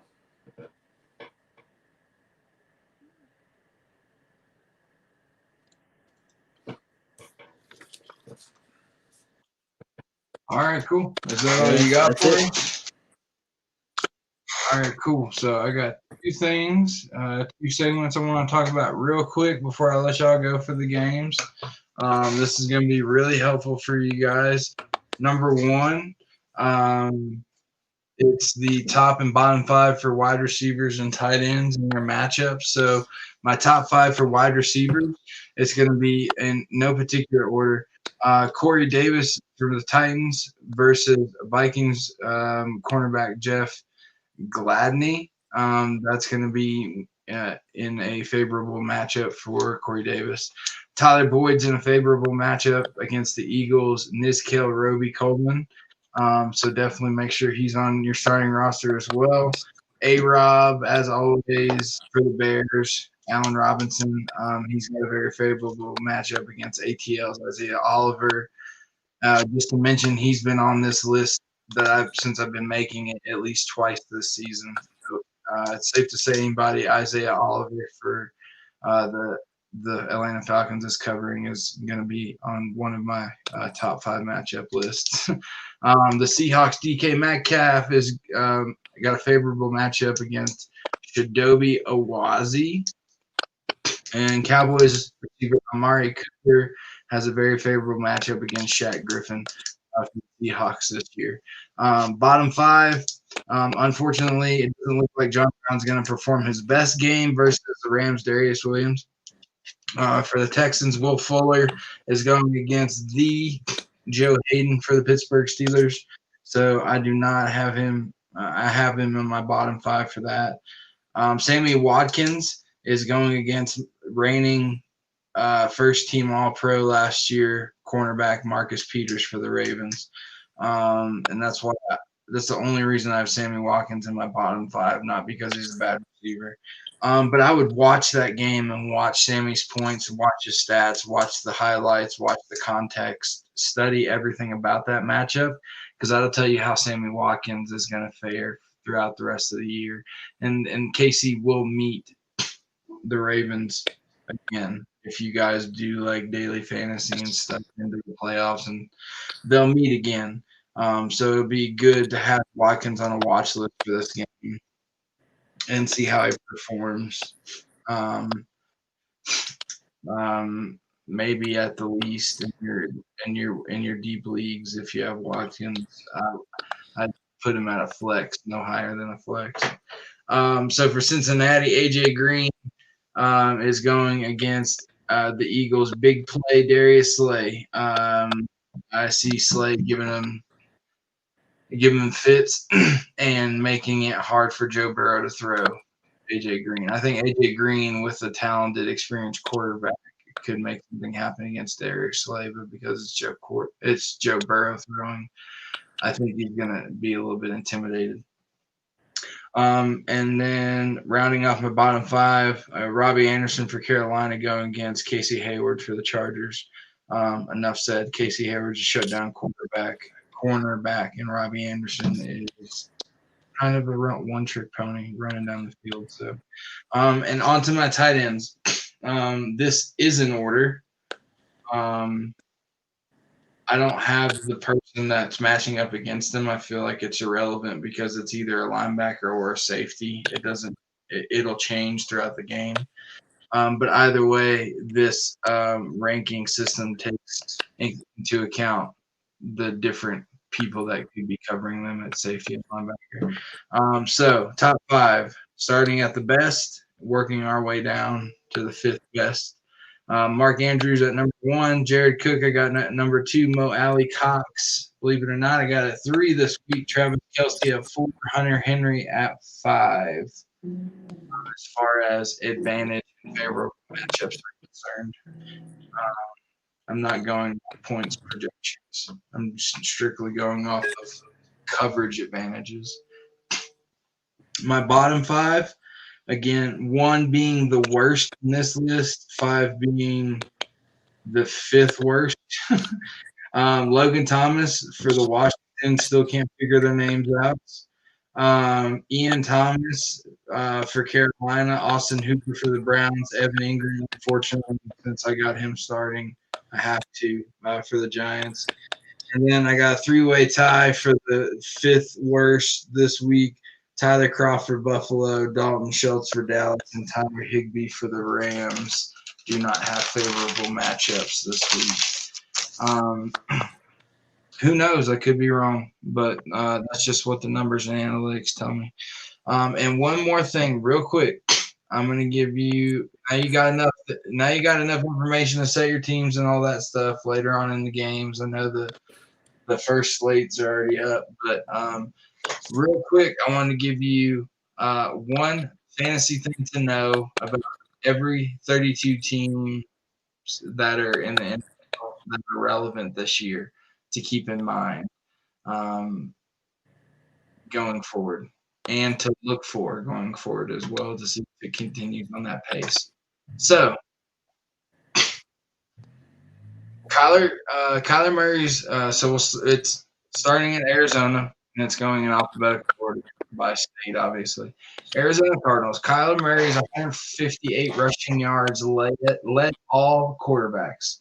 And he's currently on pace for more rushing yards than Lamar Jackson in 2019 right now. Atlanta Falcons, they have been one of the most pass-happy teams on first downs and have had two of the top four receivers in first down receiving yards. Julio Jones with 127 yards, second on the list, and Calvin Ridley fourth on the list with 115. The Baltimore Ravens, Mark Andrews has played in 29 of a possible 50 snaps and 11 personnel. That's 58% of the snaps, which is a 20 percentage point increase from last season, which is important because that means he gets more targets. More targets means more opportunities for catches. More opportunities for catches means more opportunities for points. But 32 tight ends have played more 11 personnel snaps than Andrews this season. Not playing as much as others is limiting his potential value. But I see that growing in the future. For the Bills, Josh Allen is the only quarterback with 300-yard games in both Week 1 and 2. He didn't have a single 300-yard passing game last season. He's already paying off for those who drafted him. The Carolina Panthers, by the way, from Pro Football Focus. I'm not just making it up or anything like that.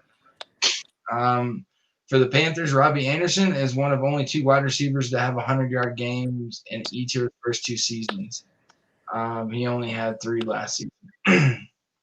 Chicago Bears, David Montgomery's yards before contact has increased slightly from 2019 to 2020 from 1.4 to 1.5.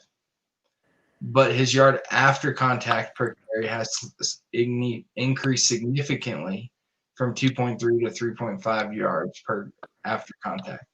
This corresponds to his increase in pro fantasy football rushing grade from 65.3 to 72.6.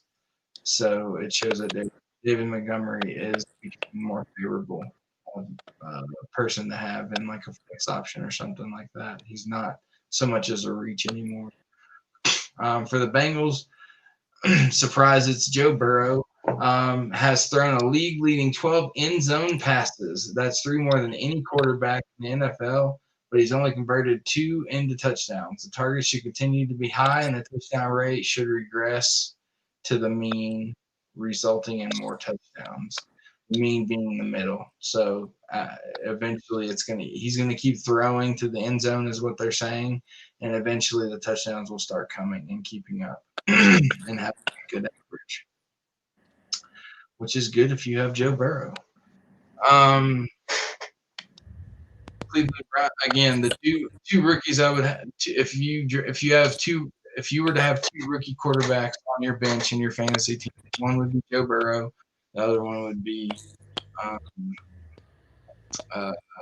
name slipped my mind. The dude for the Chargers.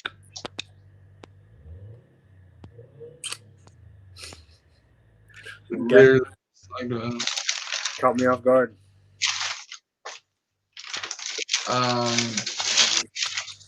Joe Burrow and I can't believe I can't remember his name. Justin Herbert. There we go. Figured it out. Joe Burrow and Justin Herbert. If they're available and you don't have them on your bench, I would get them on your bench. I'd also try to make like a sneaky, like low-key trade if you can get a good deal for it. Like somebody that you're probably never gonna play. It might show if you have algorithms you plug into when you do trades. It might not show that you'll get a favorable trade, but you have to think about it in the context of there's probably at least one player on your bench that you're never going to play the entire season unless everything else goes to hell and you have no choice. So take that player and try to trade it for Joe Burrow or Justin Herbert and have him sitting on your bench. unless your backup quarterback is like Derek Carr or something like that. Um, I'm just saying it'd be it. I took a flyer because I needed a backup quarterback, and mine wasn't. It could go either way. It was Ryan Tannehill, so it could go either way. Like some games he'll have good games, some games Derrick Henry will. So I figured, hell, might as well just take a shot at Justin Herbert. So because they throw a lot, especially from the backfield. But anyways, um,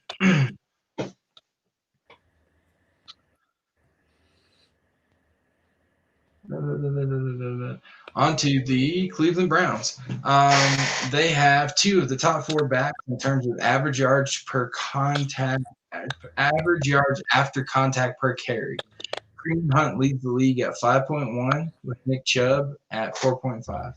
Like I said, Kareem Hunt coming out of college, highest rating in forced broken tackles.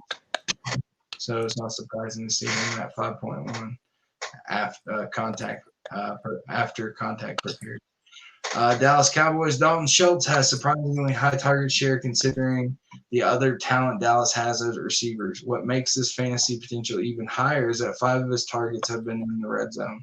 Only one of these have converted to a touchdown so far, but this is promising for future touchdowns. Drew, I'm sure you're glad to know that. For sure.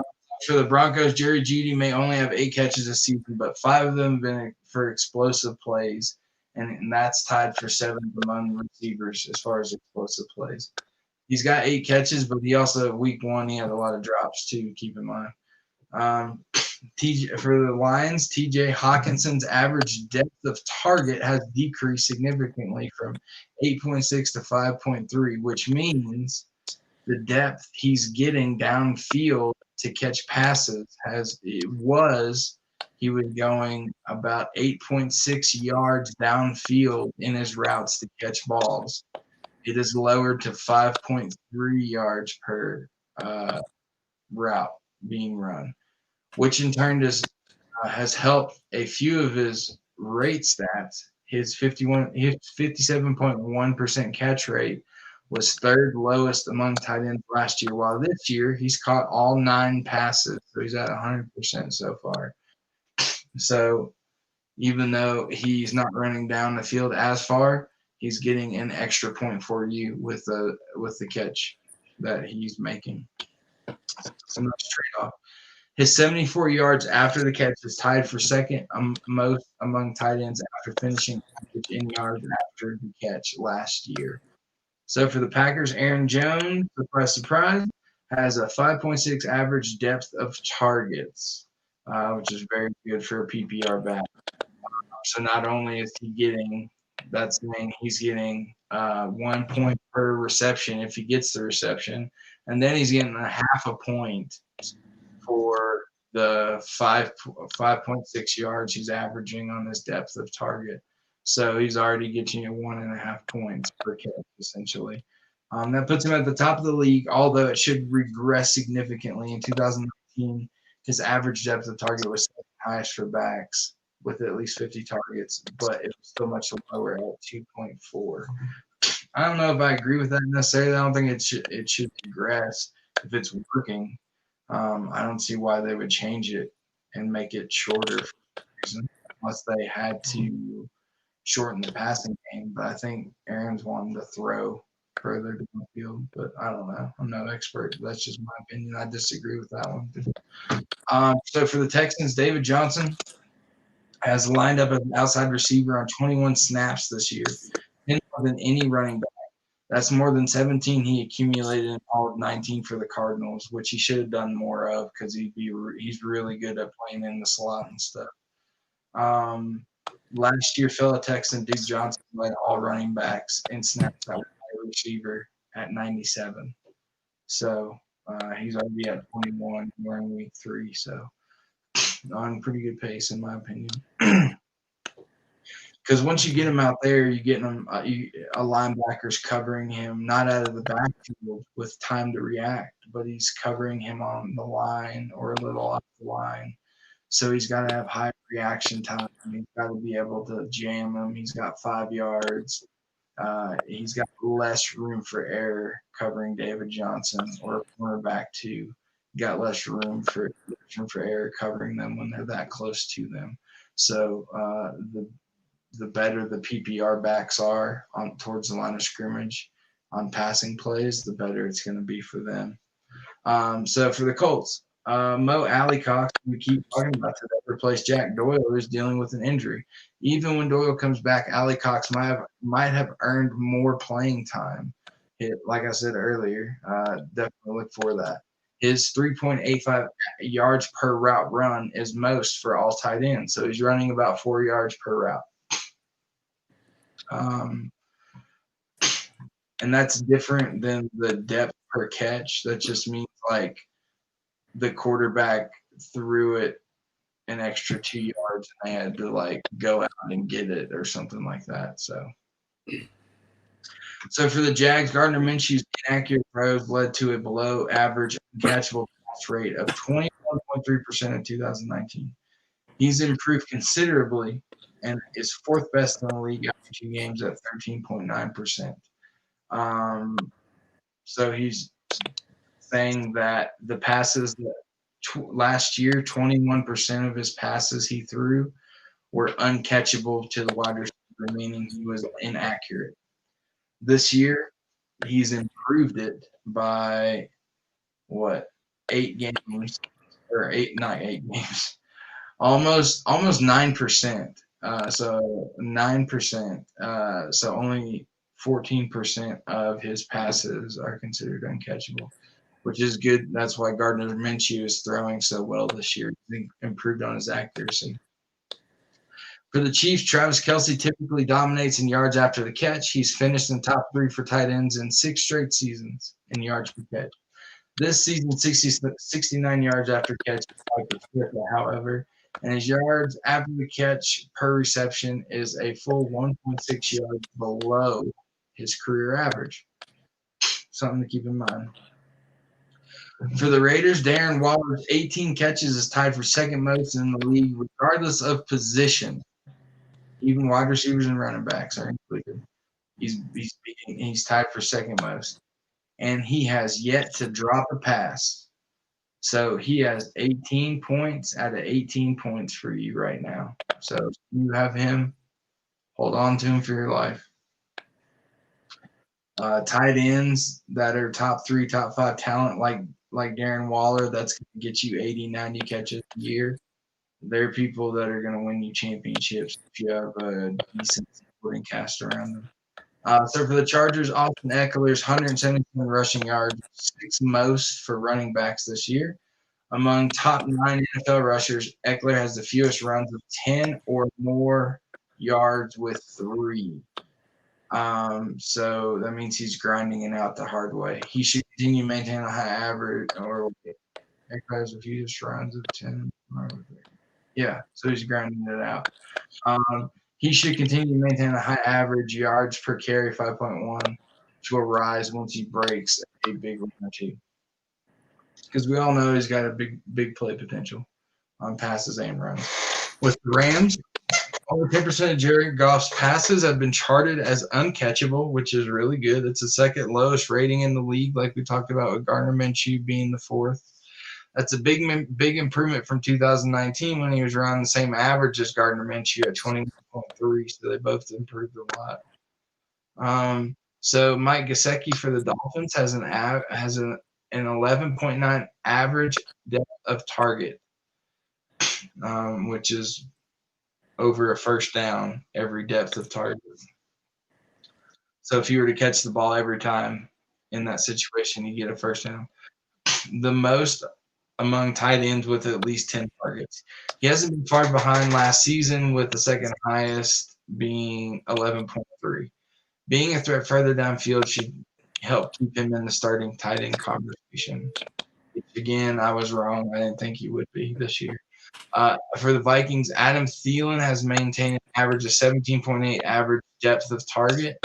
That's the most for wide receivers with at least 10 targets on the season. Stephon Diggs led the team last year, but that role has clearly shifted. Cam Newton for the New England Patriots has 6 carries inside the 5-yard line. That would have been tied for third most quarterbacks over the entire 2019 season. And he's typically led the league in this category, but expected these carries to regress at least somewhat. His season best was 15. So it's good to have Cam on your team because within the 5, he has a chance of being a touchdown vulture in a good way, getting you 6 points instead of 4 thrown. For the Saints, Alvin Kamara's 145 yards after the catch, in passing, is 38 more than any other running back. He's finished in the top 4 in running back yards after the catch every year of his career. This could be the first year he finishes on top. For the Giants, Daniel Jones had his complete group of skill players for the first time of his career in week 2, which did not last long. Golden Tate missed the first 4 games of the 2019 season. Saquon Barkley missed 3 games early in the season. Sterling Shepard was gone for most of the middle of the season. Ingram missed the second half of the year. Kind of seems similar to what's happening this year. Tate was again injured for week 1. Those 4 skill players, along with Darius Slayton, combined for a total of 5 snaps together in week 2 before Barkley's season-ending injury. In August, it seemed like Jones could potentially have a top 12 season, but it won't be easy with his skill players constantly changing. So again, tell me something I didn't know. For the Jets, Chris Herndon leads all tight ends in pass blocks with 16. Significant because that means he's supposed to be fantasy relevant, but he's blocking on passing downs. Teammate Ryan Griffin has asked to block the second most among tight ends in the league, was at last year with 105 snaps. It's been harder for Herndon to have huge fantasy seasons. Several of us expected when he's not getting the pass routes he needs. Exactly what I said. If he's pass blocking, he's not running routes. Miles Sanders returns to the starting lineup last week and was one of the best games with the Eagles. His 3 avoided tackles, 46 yards after contact, and 95 total rushing yards are all ranked in the top 5 games of his career. And we got like 5 more teams. Sorry. Rookie Chase Claypool has a league-leading 6.35 yards per route run for wide receivers with at least 15 targets. Again, like I said, it always seems like the Steelers have like receivers just revolving door of good receivers. He doesn't have enough playing time to be considered for fantasy starting lineups yet because they're so stacked like always. But this is a promising sign if he gets more opportunity. So in like dynasty leagues and stuff like that, keep your eye out for Chase Claypool. For the 49ers, their running backs as a unit have averaged 3.7 yards before contact per carry. That's 0.8 more than any other team. Even with starting running backs injured, the backup should still have plenty of room to run. And what that means is they're getting hit less sooner, if I could say that, when they get the ball than other running backs. So they have a little bit more space to look for a hole or make a certain cut before they get hit by somebody. For the Seahawks, DK Metcalf was 129 yards from his 3 deep catches, which are the most deep receiving yards in 2020. At this rate, he should pass his 2019 deep yard total after 4 more games. That's crazy. In 4 games, an entire season. So for the Bucks, Leonard Fournette put up 3 rushing yards last week with 68 coming after contact, along with 4 avoided tackles. All 3 of those numbers topped what he did in his last 8 games in Jacksonville. Fournette's 78.4 run grade against the Panthers was the best run grade of his career. So it looks like he might have found some luck in Tampa Bay. I don't know. It's only been 1 game. We'll see. I'm not a huge fan of Leonard Fournette just because of his injuries and stuff like that, but we'll see. I wouldn't want to play on the Jags team either, so I'd be faking stuff too. So for the Titans, Derrick Henry has a league-leading 13 carries inside the red zone, which it should be. 34 running backs have at least 1 red zone touchdown, but Henry has yet to punch on his first of the season, which it shouldn't be. He is bound to start picking up touchdowns soon. Well, let's hope so. And for the Washington team that hasn't figured out their name yet, Antonio Gibson has averaged .36 missed tackles per carry, best in the league among backs with at least 5 carries. I don't know how much would you make about that because at least 5 carries makes a really deep pool. I would want to say at least, like 50 carries. You get more of the elite running backs. I want to see what their missed tackles per carry number look like. But again, that's a good number as far as, like if you break tackles, obviously you get more plays, more yardage and stuff. Anyway, thanks for hanging around. I know that was a little bit lengthy, but I just wanted to share. I found 32 very interesting fantasy stats this season on players that are very fantasy relevant and could be available for trade or even, if you're lucky, out on your waiver wire. So go take a look at all this. More than welcome to replay the video after it gets done posting and processing. Please like, share, subscribe, and like I said, rewatch the video if you need any more information. And we will be seeing you Monday for the Monday night preview and the breakdown of the Sunday slate and Thursday night game last week, and see how we do. Also, today so football's over for you guys that don't like football or don't like wrestling. So if you don't like wrestling, football people, you're free to go. We'll see you next week or see you tomorrow or whatever. And as always, come with us if you want to win. Honestly, Drew, for our football people, I've been pretty pleased with our predictions. Not necessarily what their points are scoring, because that varies, and we've been hitting some of them on the head, some of them we've been off. But as far as situationally and contextually and how we think the team's going to react and how it's going to play and how the attitude's going to be in the game script, I think we've been hitting it pretty nail on the head here lately. I've been pretty proud of us, especially in our first season. I know in our personal lives before this we did pretty good, but I'm pretty impressed with it. Now we're trying to guide others, so it makes a difference for us to be either spot on or pretty close. So yeah, I'm pretty excited, and like you said, I'm proud that we've been. Most of our projections have been pretty good. Yeah, for sure. And because of that, for our football player fans or fantasy fans, before you sign off, as always, come with us if you want to win. Peace. If you're a wrestling fan, give me 5 seconds. So at 4:30 your time, Drew? Yeah, 4:30 Central. 4:30 Central. We are gonna do so tonight for WWE. Obviously, Clash of Champions. The pay-per-view is starting. So on pay-per-view weekends on Sundays, how it's gonna be is Sunday about an hour and a half before the pay-per-view. We're gonna do a pre-show.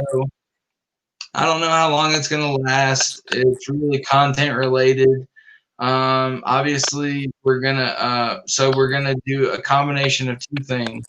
We're going to break down that week in wrestling like we usually do. We're going to give you your Raw, your SmackDown, your Dynamite, and your NXT. And then we're going to do that first. And then we're just going to give a preview of the pay-per-view. We're going to share what the match card is. We're going to give you little highlights of each of the story of the match card, if there is any. Talk about our predictions, why we predicted it that way, why we think they're in this position they're in now. And then that's pretty much it. And maybe one surprise question to throw everyone off guard, like a left field question. I got one already picked out, and I'll have everyone answer on the pre-show show. So should be entertaining, be informative, be nice and light and entertaining. So that'll be at 4:30, an hour and a half before the before the pay-per-view starts. So I mean, actually, you can have the pre-show for the pay-per-view playing, and have us on your cell phone talking about the pre-show and our opinions in wrestling in general. So you can have your double dose right there. And then immediately following the pay-per-view, since obviously we can't cover this week in wrestling without getting the pay-per-view involved as well, instead of making one long podcast, we're going to make shorter ones. So immediately after the pay-per-view, we're going to go live and we're going to review just the pay-per-view. You're going to get as soon as it's over, you're going to get our reactions, our raw emotions, how we felt about it, what we liked, what we hated, what we think they should be doing going forward. You're going to be getting it unfiltered. Probably don't let children watch. And we're just going to talk about it. And as always, in the pre-show, anytime we go live, comments are always welcome. Yes. And especially in wrestling, I really like having a conversation with people in the comments and what they think is going to happen. But also in fantasy football, for you guys that are still sticking around, we love answering start-sit questions. We love answering waiver wire questions. So if you guys ever want to start a conversation in the comments with anything regarding whatever, as long as it's within the subjects that we're talking about and not political and stuff, we'd love to pause the show for a little bit to answer questions and entertain you guys. So, all right. So I'm gonna let you go for now. I'll let you guys watch football, and we will see you at 4:30 Central for the first live pay-per-view pre-show of our podcast. So, see you then. Peace out.